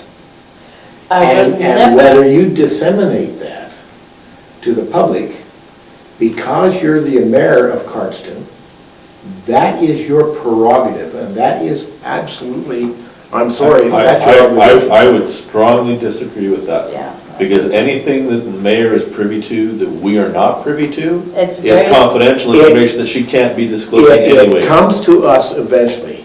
No, it should come to us long before she was talking to the public about it. You know, sometimes, Correct. I've heard councillors talk right out of the norm and discussing things that go on around this council table that shouldn't be discussed. And I'm sorry, but an official letter to the citizens needs to come from the mayor. Okay, well, that's my your position, Councillor Bengry. I told you from the beginning, I will not fight you on this one. I appreciate your position, maybe I don't totally share it, because I think a deputy mayor actually has the potential of becoming the mayor and has the potential to have to develop those skills too, so. Yeah, it gives us an opportunity to communicate, and I view it as an opportunity rather than a compulsory Yeah. thing, and So let's keep it voluntary and let's have every councillor at the beginning of their term agree or disagree with writing letters, Yeah. and then we will work The together. beginning of their term as deputy mayor. Yes. Yeah. Mhm. Yes, yeah. okay? I think I've got that captured And there. then Yeah. this way, and then I think to make the process less onerous, Yeah. the letter is written, reviewed by administration for accuracy Yeah. of content, Mhm. reviewed by communication clerk for editing, Right. and then, I mean, I think that the goal was good when we made this, but it says things like, has It's to be too in by much. the second Thursday of every month, No. and it has to, Yeah. it's so prescribed. Right. Yeah. yeah, I That it got a think, little daunting. yeah, I think we tried a good thing, but it's Yeah. got a little bit derailed. Okay, so do you think you have enough on Yeah, I that think we now can that work we on can- some things there, yeah, you bet. Okay, so that's good, we appreciate that, and appreciate everybody that's, tried to communicate with the public. I think it's a good thing, communicate. So we want to review the governance principles of George Cuff, and a lot of these things are similar. We have some of these, in our existing code of conduct. Jeff, you want to just speak to that Sure. briefly and tell us what you'd like us to decide? Yeah, I think really simply, Cuff wanted you as council to adopt the principles in principle, sorry. But when I got looking at it, I thought, well, where do we stick them? Like, it's great to make a motion and then they're never looked at or seen or referred to again. That's essentially what would happen. Mm-hmm. And I thought, you have this code of conduct, some of it's redundant. Do you feel as a council that's an appropriate place to put these so that they're there for perpetuity, or at least until they're amended, they're consciously amended by another council? And do you take offense to any of the principles he's put forward? If the answer is that the current policy works for these, and no, you're not offended by any, I can simply just put them in the policy and bring it back for council to adopt. That's what I'd like to see. Yeah, I Right. really personally think if we could incorporate them and have one document, or have it as an appendix to what we have already, is that what you suggest? Well, I think we can We just can embed take it. them It's- this way. You already have some that are so close Yeah. anyway. Right. And you're So trying can to we drive at kind the of same bring thing. them together, Yeah, I mesh just- them yep. somewhat? I I don't think- think you have any obligation to adopt them verbatim as George typed them. No. Not at all. I think if they are embedded within Yeah. what we have and create one policy without an annex will be better. So if we were to just, Embed them. embed them basically into the code of conduct, Yeah. if it needs to be tweaked slightly, is this something that you'd feel like doing, or is something that we should discuss during our strategic planning to update our code of conduct, or? That can be embedded fairly or- well. Yeah, I think I can get them meshed in, what isn't redundant, and bring it back to you for review as a Yes, council. Okay. That's what I'd like to see. Yeah, no Okay. It's problem. only about 3 or Council, 4. that Yeah, sounds that's- acceptable? Okay, so we'll just turn that over to administration to Embed them. embed those into the code of conduct. Okay. And, whatever's appropriate, so that would be good. Okay, so good, we're on to other business. Councillor Barfuss, you're going to give us a little presentation on your economic development conference. So, given the late hour, I'll make this very brief. 5:30. Come on, He's Councillor. I'm pushing good. That's all right. So, I don't know if you had a chance to read my notes that I put in there. Yeah. The first speaker there that I've put on there, the Angela Marshall Hoffman one,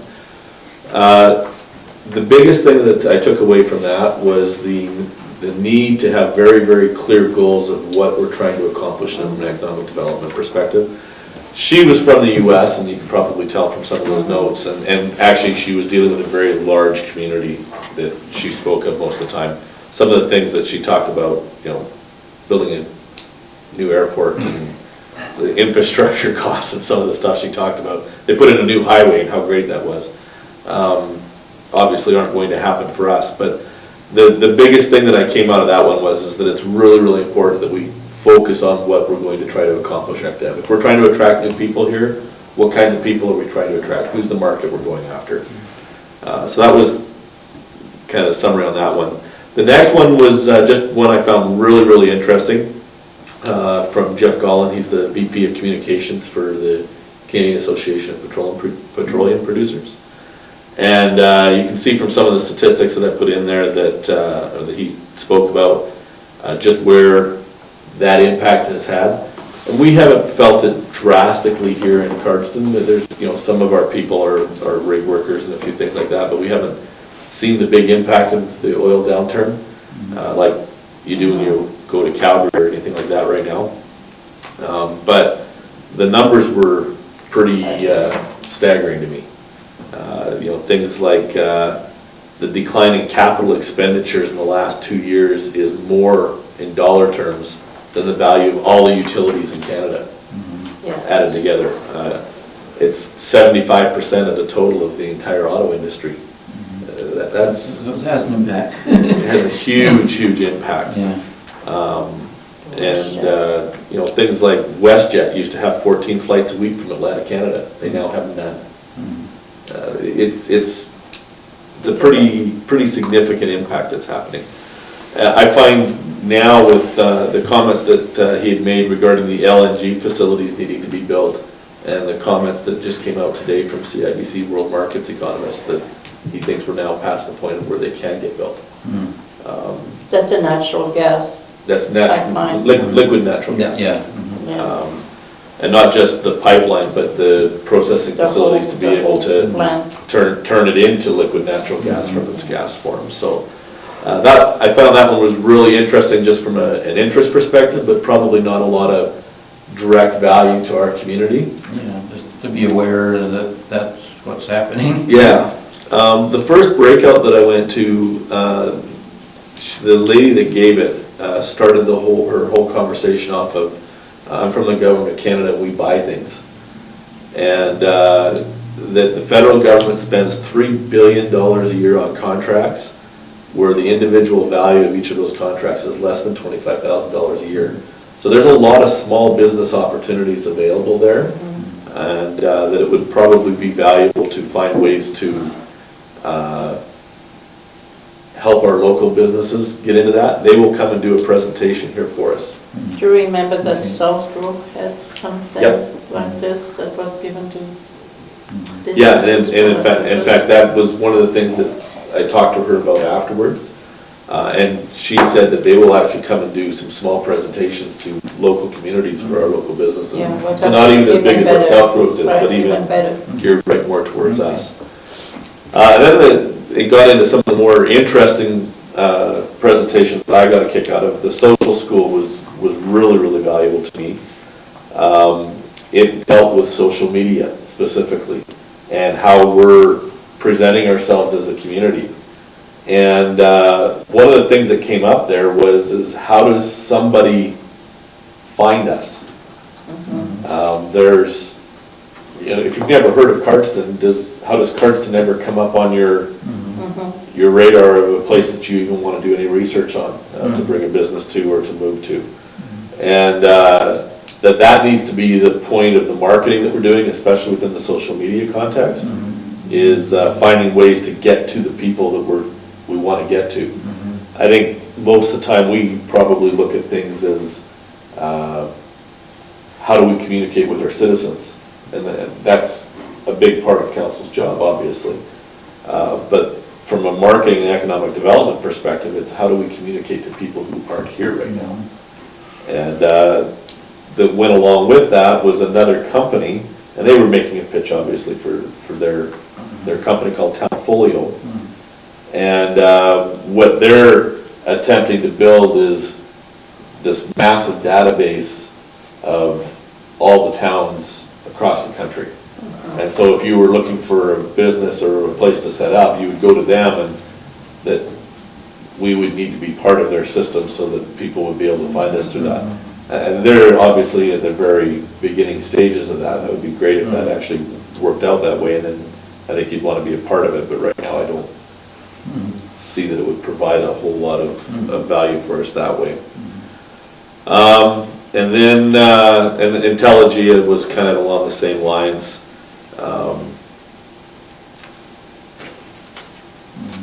The last big one that I attended was on broadband, and you'll note that we had a presentation tonight on that as well. The biggest thing that came out of it is right now having that extra speed is a competitive advantage for those communities that have it. Within the next 5 to 10 years, it can be a competitive disadvantage if you don't have it. That is what is driving businesses right now. So then the next question was, what kind of a structure are you interested in putting into place? Is it important for us as a community that we own it as a utility, or is it a service that's provided from outside? And the upside to us owning it as a utility is that we have control of it.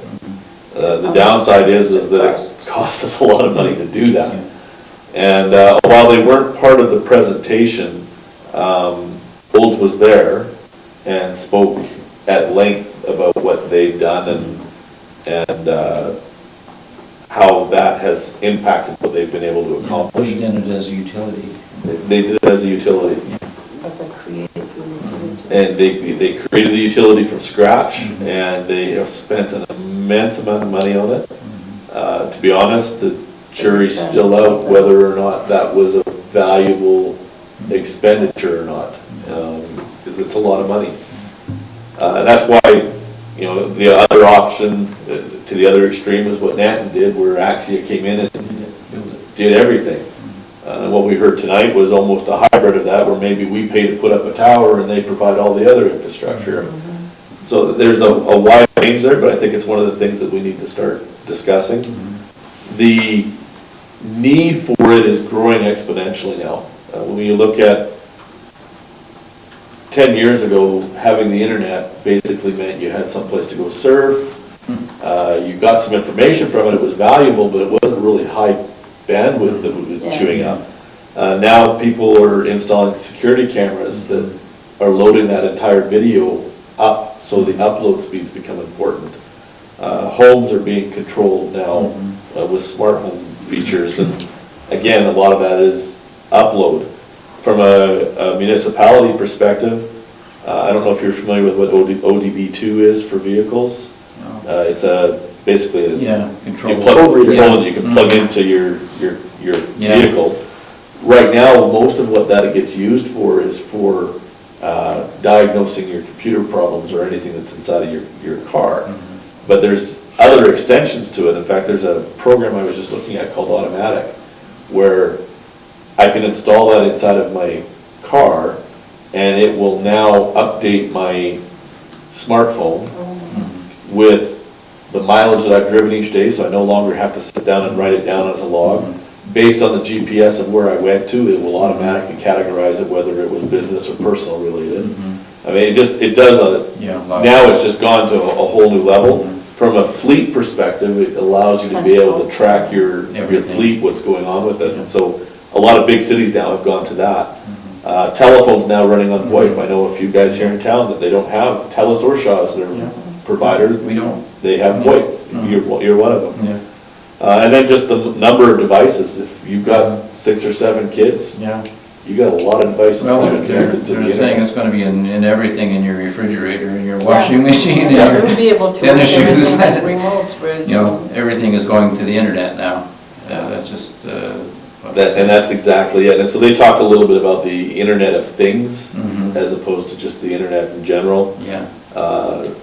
And, what that means, the city of Lethbridge right now is created what they call their e-community initiative. And they spoke a little bit about that, but again, it's just getting back to how they're connecting people and getting those higher speeds. And that's the big key to it. The rest of the presentations, they talked about diversification in our communities and what that means for businesses and for government. And then the final one was just a speech from the ATB economist, who was very entertaining to listen to. Sounds like it. And started off with making his predictions, which he freely admitted most of the time were wrong, which most predictions are. But that there was some pretty important things that we need to start looking at as far as what's happening 20 and 30 years down the road, that we need to start laying the groundwork for them now, because things, again, he looked at the price of oil and what's happening with that, and what's taking place there as far as the kind of growth that has to happen. One of the things that surprised me was that Manitoba was the most economically diverse province in the country. I traveled to Manitoba a lot, and I've never really thought about it, but you don't see one industry that just kind of dominates the whole province there like you do in most of the other provinces. So that's kind of the whole, what the weekend kind of boiled down to for me. If you have any questions, I'm happy to address anything. Okay, thank you. That was very, very well done, Councillor Barfuss. Anybody have any questions for Councillor Barfuss on that? Obviously, we'll be having more discussions on things like our internet in the town and how that's going to play out, so that'll come back. But anyway, very good. We'll move on to the AUMA resolutions. I don't know if anybody has thought about anything that our community might want to take to AUMA. Any thoughts from anybody? I haven't thought of anything that would be, I thought of some things, but I think they get shot down. So. But Not at this point. Not at this point. nothing pertinent that would come up. So okay, so we'll skip over that. What's our deadline there on that? It's the end of the month. End of May 31st. So Yeah. So We have 2 more meetings if If- something comes up. if anybody's got anything Yeah. really comes to their mind, bring it to next council meeting, or talk to Jeff in the meantime for council meeting. Something together. You bet. So, all right. So, Councillor Edmonds, you've got a really nice presentation. I think this could be another Fay Ray for Cardston here. Yeah. Do you want to take a little time on that? I think she's even bigger than Fay Ray. Well, okay. If you consider the province in the 1960s, yes. Yeah, she got into making bathing suits because her husband had a bathing suit Can and we he said it was maybe- very uncomfortable. Can we maybe let the name of the person be so? Oh, Rosemary Reed, who was born in Cardston. Yeah, She was Rosemary Yancey, was born to William L.B. Yancey Sr. and married Hyde Yancey in 1906 in Cardston, so she's a native of Cardston. Okay, go ahead, sorry. so I was Businesswoman. approached by a citizen of the town who had been down to Utah and gone to a presentation at BYU. They had this running for 7 months, and she basically changed the design of bathing suits. She decided that a woman should feel as good in a bathing suit as she did in an evening gown, and that wasn't happening. Most bathing suits in the early years were very uncomfortable, weren't stylish, and one size was supposed to fit all. And she decided that that wasn't the way it should be. So she basically started a company, and their sales were $10,000 in the first year. By the time she got into the 60s, the sales were $18.1 million. And the reason why she dropped out of the whole situation was the bikini. And she had a very strong disagreement with the company which she had, and just completely folded. Yeah, she, got out of it because of the principles that she had. Now, the citizen that I spoke to thought that we have a name on our football field, and maybe what we need to do is to look at the swimming pool, which is brand new, up to date, and maybe give it a name of the Rosemary Reed Pool, or maybe have a display in the pool explaining what she did for bathing suits. If you were a star in Hollywood, you wore one of her bathing suits. Mhm. All the top stars wore them. yeah. Go ahead. Okay. Just- Regarding the options that you are offering, I would say if the name of this marvelous woman is to be on a pool, maybe we should, as any other companies that have had their name on pool, everything, it comes with a certain amount of money. So I think the option 2 is a better solution, since she does not have a living company at this time. And display and let the world know at the swimming pool of that person. Or there is work to be done to try to find her descendant and try to see if they are willing to Utah.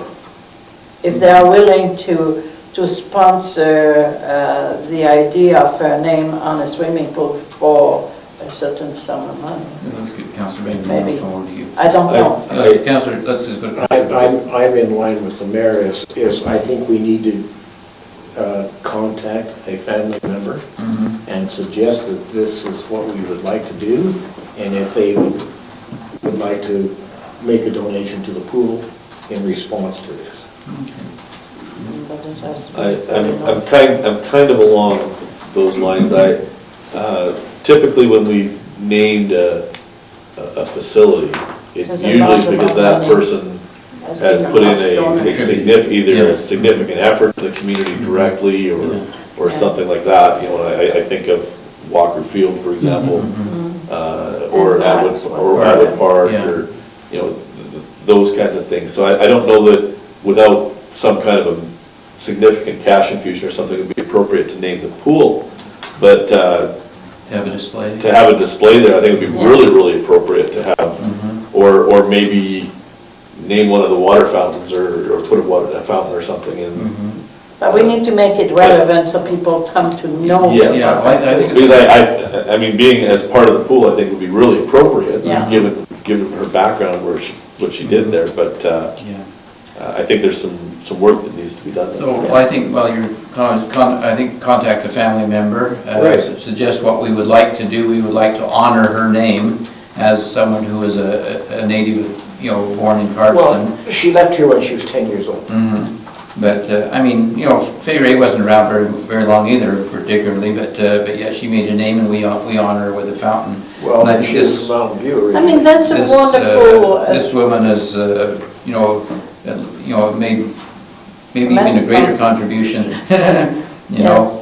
Well, she basically changed the swimming pool To society. industry. So, what would be, Jeff, how would be the best way to pursue this from your administration standpoint, just Depending on what you want done, like, I think we could work on having a display that could be shown down there. We wouldn't need family, I think we could pull everything off the internet or off different areas, but as far as contacting the family, we could start poking around a little. Councillor Bengry knows of a relative down in Utah. I'd suggest that maybe we inform the family that we would like to display Mhm. something on their mother, Yeah. and see how they feel about that. Mhm. Because they might just come forward and say, They might hey. donate something. Exactly, you know, we don't directly hit them for that. Yeah, we have a change room that needs to be done. Well, you know, I think the daughter lives in Utah, let me see. One of them is dead, Yeah, but I think the son is still alive. Because they were all born around 1939, 38, somewhere around that period. Yeah. So, Yeah. Anyway, I think it would definitely be worthwhile, and, you know, tell the family, yeah, we are doing this. But I have to tell a little story. I went to school at Washington State University in Pullman, Washington, and they told me that the way Pullman got its name is that it used to be Three Forks, and they said, well, we need some money, let's do something. So they contacted Mr. Pullman that invented the Pullman car and said, well, we've named the town in your honor. He sent him $50.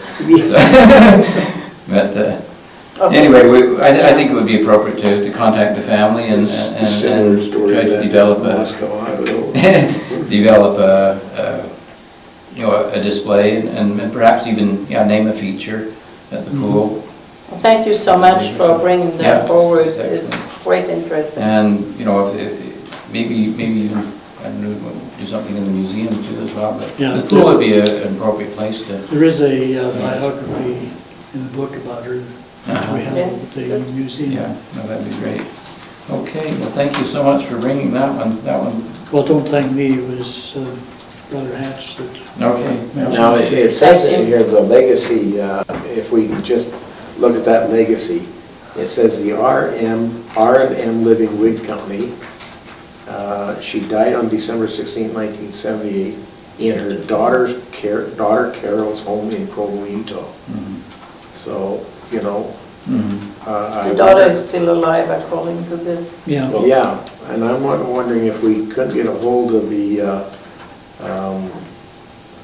library at the Brigham Young University and sort of track her out. Why don't we leave the details of that up to To the administration, do you think we can handle that, Jeff? All right, yep, we'll do that. Okay, thank you.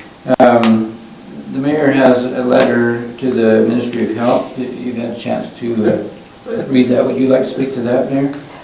Well, essentially, the letter that was given back to us as a response to our October 2015 letter was really a way to buy time, in my opinion, from the government perspective, and it did not address the issue. The issue is very simple and is really listed in the last paragraph to advise us when the Ministry of Health intends to give the green light to Alberta Infrastructure to develop the awaited business case. They gave us a little bit of a runaround, told us to go back to Alberta Health Service, and Alberta Service is not in a business of doing business cases. The business case is up to Alberta Infrastructure with the approval and direction of Alberta Health, which we already knew and which was stated in our letter of October 2015, but it seemed to have fallen in deaf ear.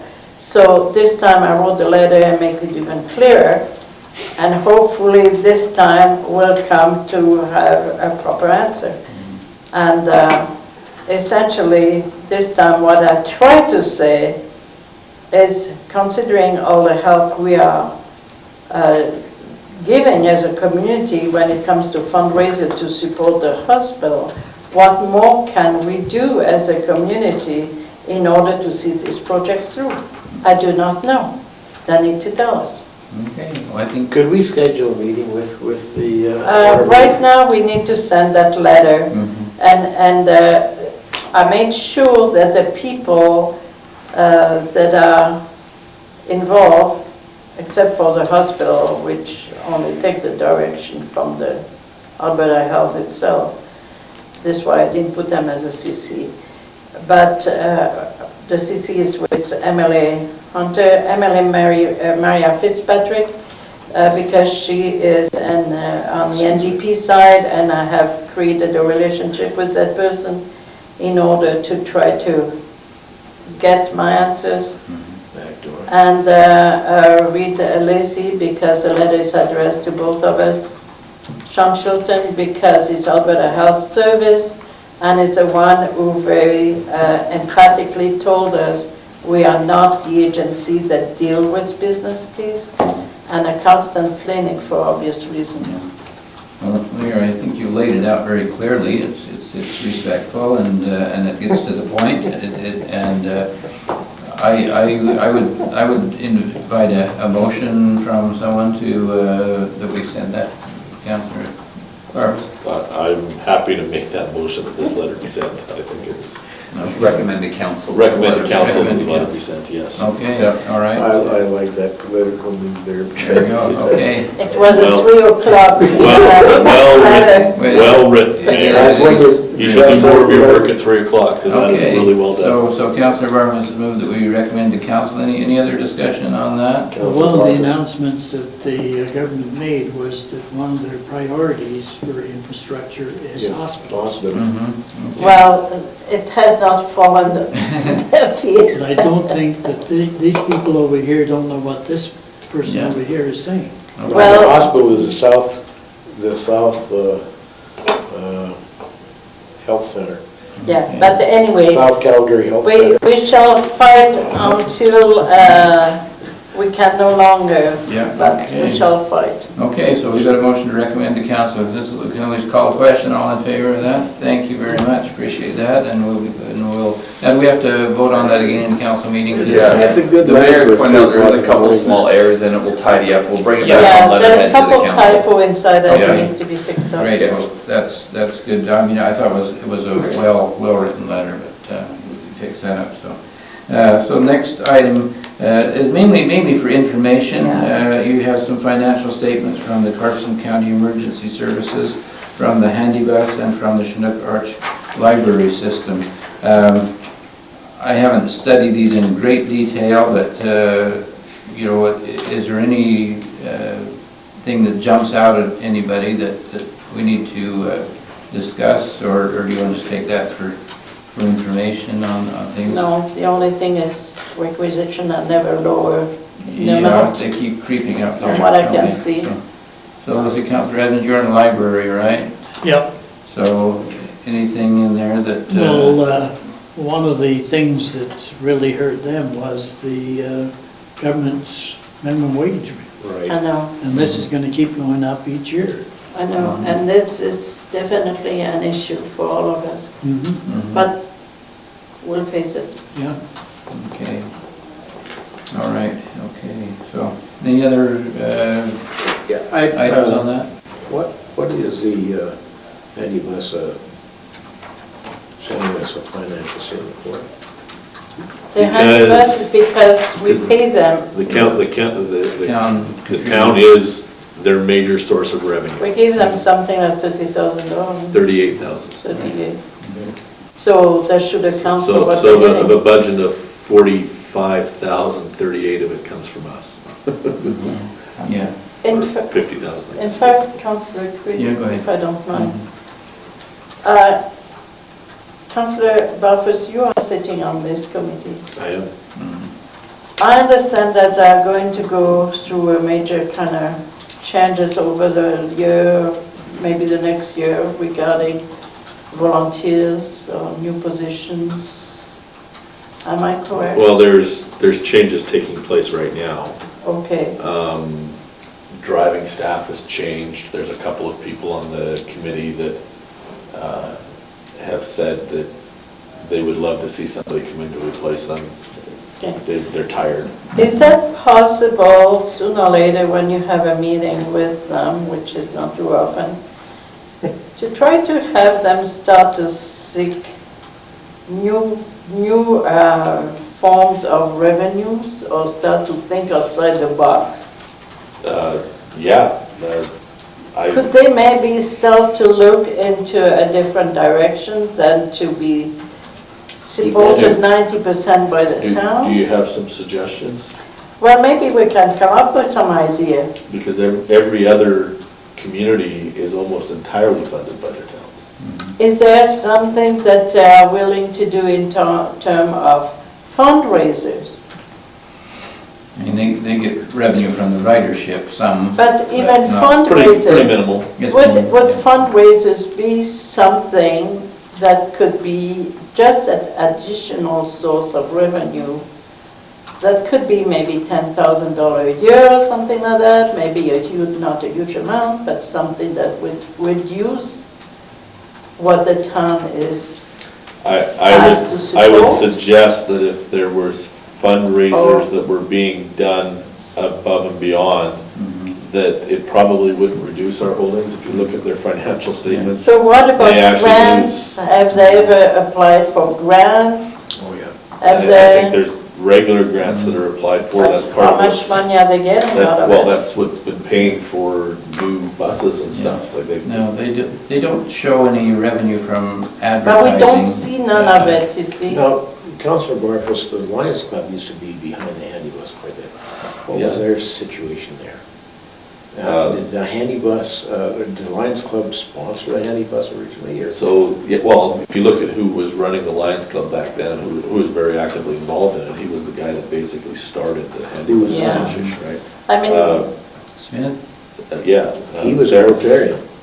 and Theron was Rotarian. Okay, that's possible. Yeah, Theron was a Rotarian. Yeah. I mean, there's another Anyway, question. I don't, that's going back a long time, from long before I was on I've that often committee. seen the Lions crest and logo on the door of the handy bus, and I don't see it there anymore, and I'm just wondering. Well, previously, I saw the Rotary one on there all the time. I think that was Was just it part of the Rotary? advertising, yeah. It was just part of the advertising that was on there, Yeah. Councillor. And that was the question I had, is that did they get any revenue from? They do, one of the problems that they've had is it used to always be done with magnetic signs. Right. The sides of it aren't They're not steel supposed to. anymore. Oh, The they magnetic signs won't don't stick. stick. Okay, so no, So that has created some issues there. no But advertising. If you look at their financial statement, they're losing $8,000 a year. Absolutely. But So, so this is what I mean, is there a way for them to start to look at that loss and figure out, is that other venues to maybe stop the bleeding? I would say, yes, of course, there's things that maybe they could be looking at. It gets discussed at every board meeting that I've been at, is what can they do to look for other sources of revenue? The reality of it is that board is really, really small. Yeah, that's the There- biggest problem.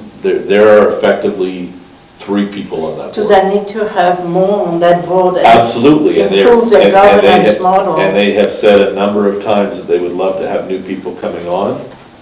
They can't even get new people to come on to replace the people that are just worn out from being on there. Okay, We have a all right. serious Okay. volunteer So, deficit on that board. Is there something we as a town can advertise for volunteers? I think there is right now, so we talked about We haven't before. released it just because we've been putting out so much lately, we don't want to get lost in the Okay. shuffle, but yes, we intend to ask for volunteers, board members, drivers. I told Mike we'd kind of help them out, raise some awareness. Okay, thank you. Okay, yeah, that's sometimes an issue with a lot of the committees is getting new. Well, I think a lot of you know- people in town just assume that it's a town-owned Mhm. Yeah. project, and the reality of it is it's completely independent. I mean, it's not even a town committee, right? I mean, it has nothing to do with the town, other than the fact that we are its Funders. major funder, right? What concerns me is that $8,000 a year loss. Mhm. How long are they going to be able to keep in that? Because that is an absolute must service in this community. Yeah, so it's one of those things where Town. they use savings that they have to fund that on an annual basis. Some of the grants, this is one of the things that I've got to, I mean, I just saw the The financial grants are statements not here. visible, All the grants are not visible, and that should be. but it might simply be a case of because the grants didn't come in during this Yeah, that's why. capital year. They Oh. use the grants when it's time for the capital purchases. They Oh, use I CFEPRS understand. Or. Okay. Oh, I understand what you forget the say, other one, but yeah. CIP, So sorry. historically, we don't really have a very good perspective. There's from not an that. operating annual grant coming in. I get you, Right. I get you, thanks. So just, one. Now, when FCSS was there was an annual Well, operating expense. Yeah, but it's $38,000. no longer supporting Yeah. That's literally what it was before, is FCSS Cannot. funded it. Yeah. And then when they Cannot couldn't, the town actually put a line item and we just, It no longer meets Funded. the criteria That's right. for FCSS. so- Now, this is a question, Councillor. Are we putting enough in it? Well, you never put enough in it for So- the No, whole but amount. to keep it a zero on, you know, We're giving them exactly what they ask for. You know, so they're functioning. Do they have the ability to provide all of the services that a few people here and there ask for? No. Fiscally, is there any way we could ever really fund that? No. So, yeah, as a town, we're giving them what they ask for, and they're continuing to function. I think they run on a pretty tight shoestring. I don't think there's a lot of extras that are wasted money that goes through that organization. It's important that they'll be sustainable for our community. So, yeah, so how do they I'm cover one- their deficit there Yeah. on that? So from their operating, to be honest, I don't understand where the numbers all come from. I know that there is a fund, they're drawing assets down right now that covers their But that's a deficit. long-term investment. But long-term, obviously, that's not sustainable. No. Okay. Okay. I mean, that is a little bit of what needs to be done for them. I would agree. Maybe we need to be able to help them a little. Their biggest problem is that when we have a meeting, there's 4 of us in the room. And Same for. it's the same 4. Yeah, okay. And there's, I look at Mike and he's stretched about as far as he can stretch. You know, because I mean, he contributes an immense amount of time and effort to this program. and really, it's not that we don't appreciate all what has been done. And he's aware of that. In fact, when we Jeff and I met with him here a couple We of do weeks ago now. appreciate what's And we happening. made that really, really clear to him that we're appreciative of the time and effort. Yeah. He's very open to some governance changes there that need to happen. Good. And so I think we're making progress there. But yeah, financially, there's some work to be done, for Okay, sure. well, good discussion. Okay, Dave? Do you know what this professional fees is? Is that for their audits? That's audit. These audits are getting out of hand. And that's cheap. Yeah.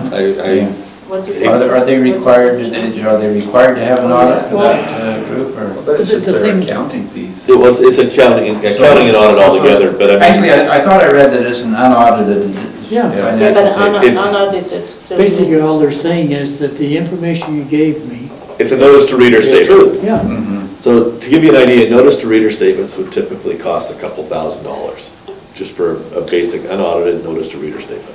Yeah. So all of their accounting, and they handle all of that for on a monthly basis. So all of that is coming up to $1,800 a year. That's cheap, Do they do Well, their payroll and all that stuff? everything. Yeah, well, Yeah. that's. compared to That's what. payroll, that's all their accounting, Yeah, that's but their they do financial their payroll and statements. their tax returns. right? So Everything. in comparison to other organizations, they're not overspending on their accounting. Well, Well, at one time at the, we know that from the. Yeah, I know. one time the Historical Society used to cost us $400 a year to get the audit. Yeah. Now they're up to $1,500. Yeah, well, that's, But they're not doing any more than what they did. All they're doing is saying, yeah, this agrees with that, yeah, and that's it. no, that's just the way, the nature of the beast, I guess. That is the nature of the beast, I'm afraid. Anyway, it's been a good discussion, thank you, and it kind of gets us up on our radar to keep an eye on that one.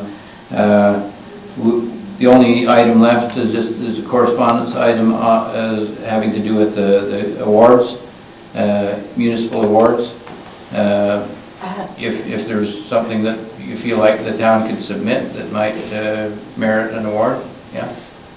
I personally think that we should have an application for the town. We have done a tremendous amount of work towards governance for a small rural town. And I really think that there are very, very few towns that have done as much as we have done in so little time. And I would suggest that we would put something forward Yeah, to a something that we recognition could, of the would town. maybe qualify, yeah? So I knew the mayor was looking at this when it came out. The problem I see is their categories this year.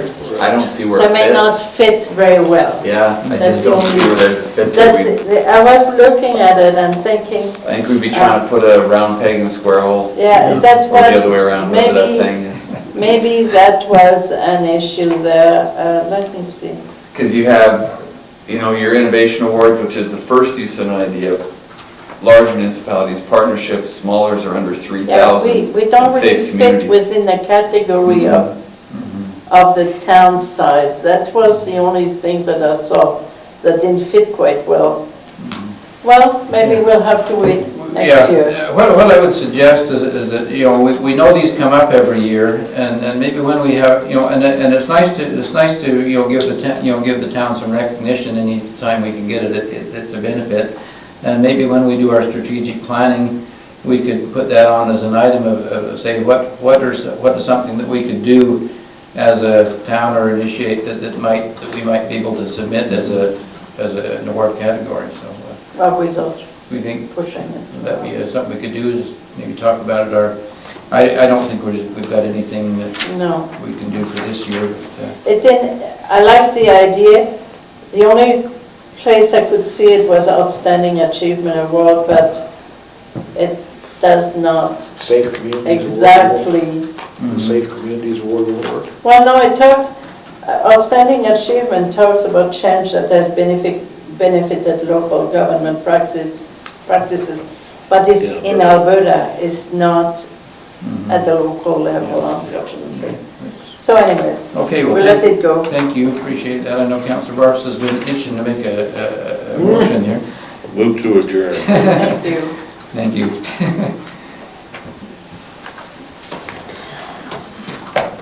You're gonna make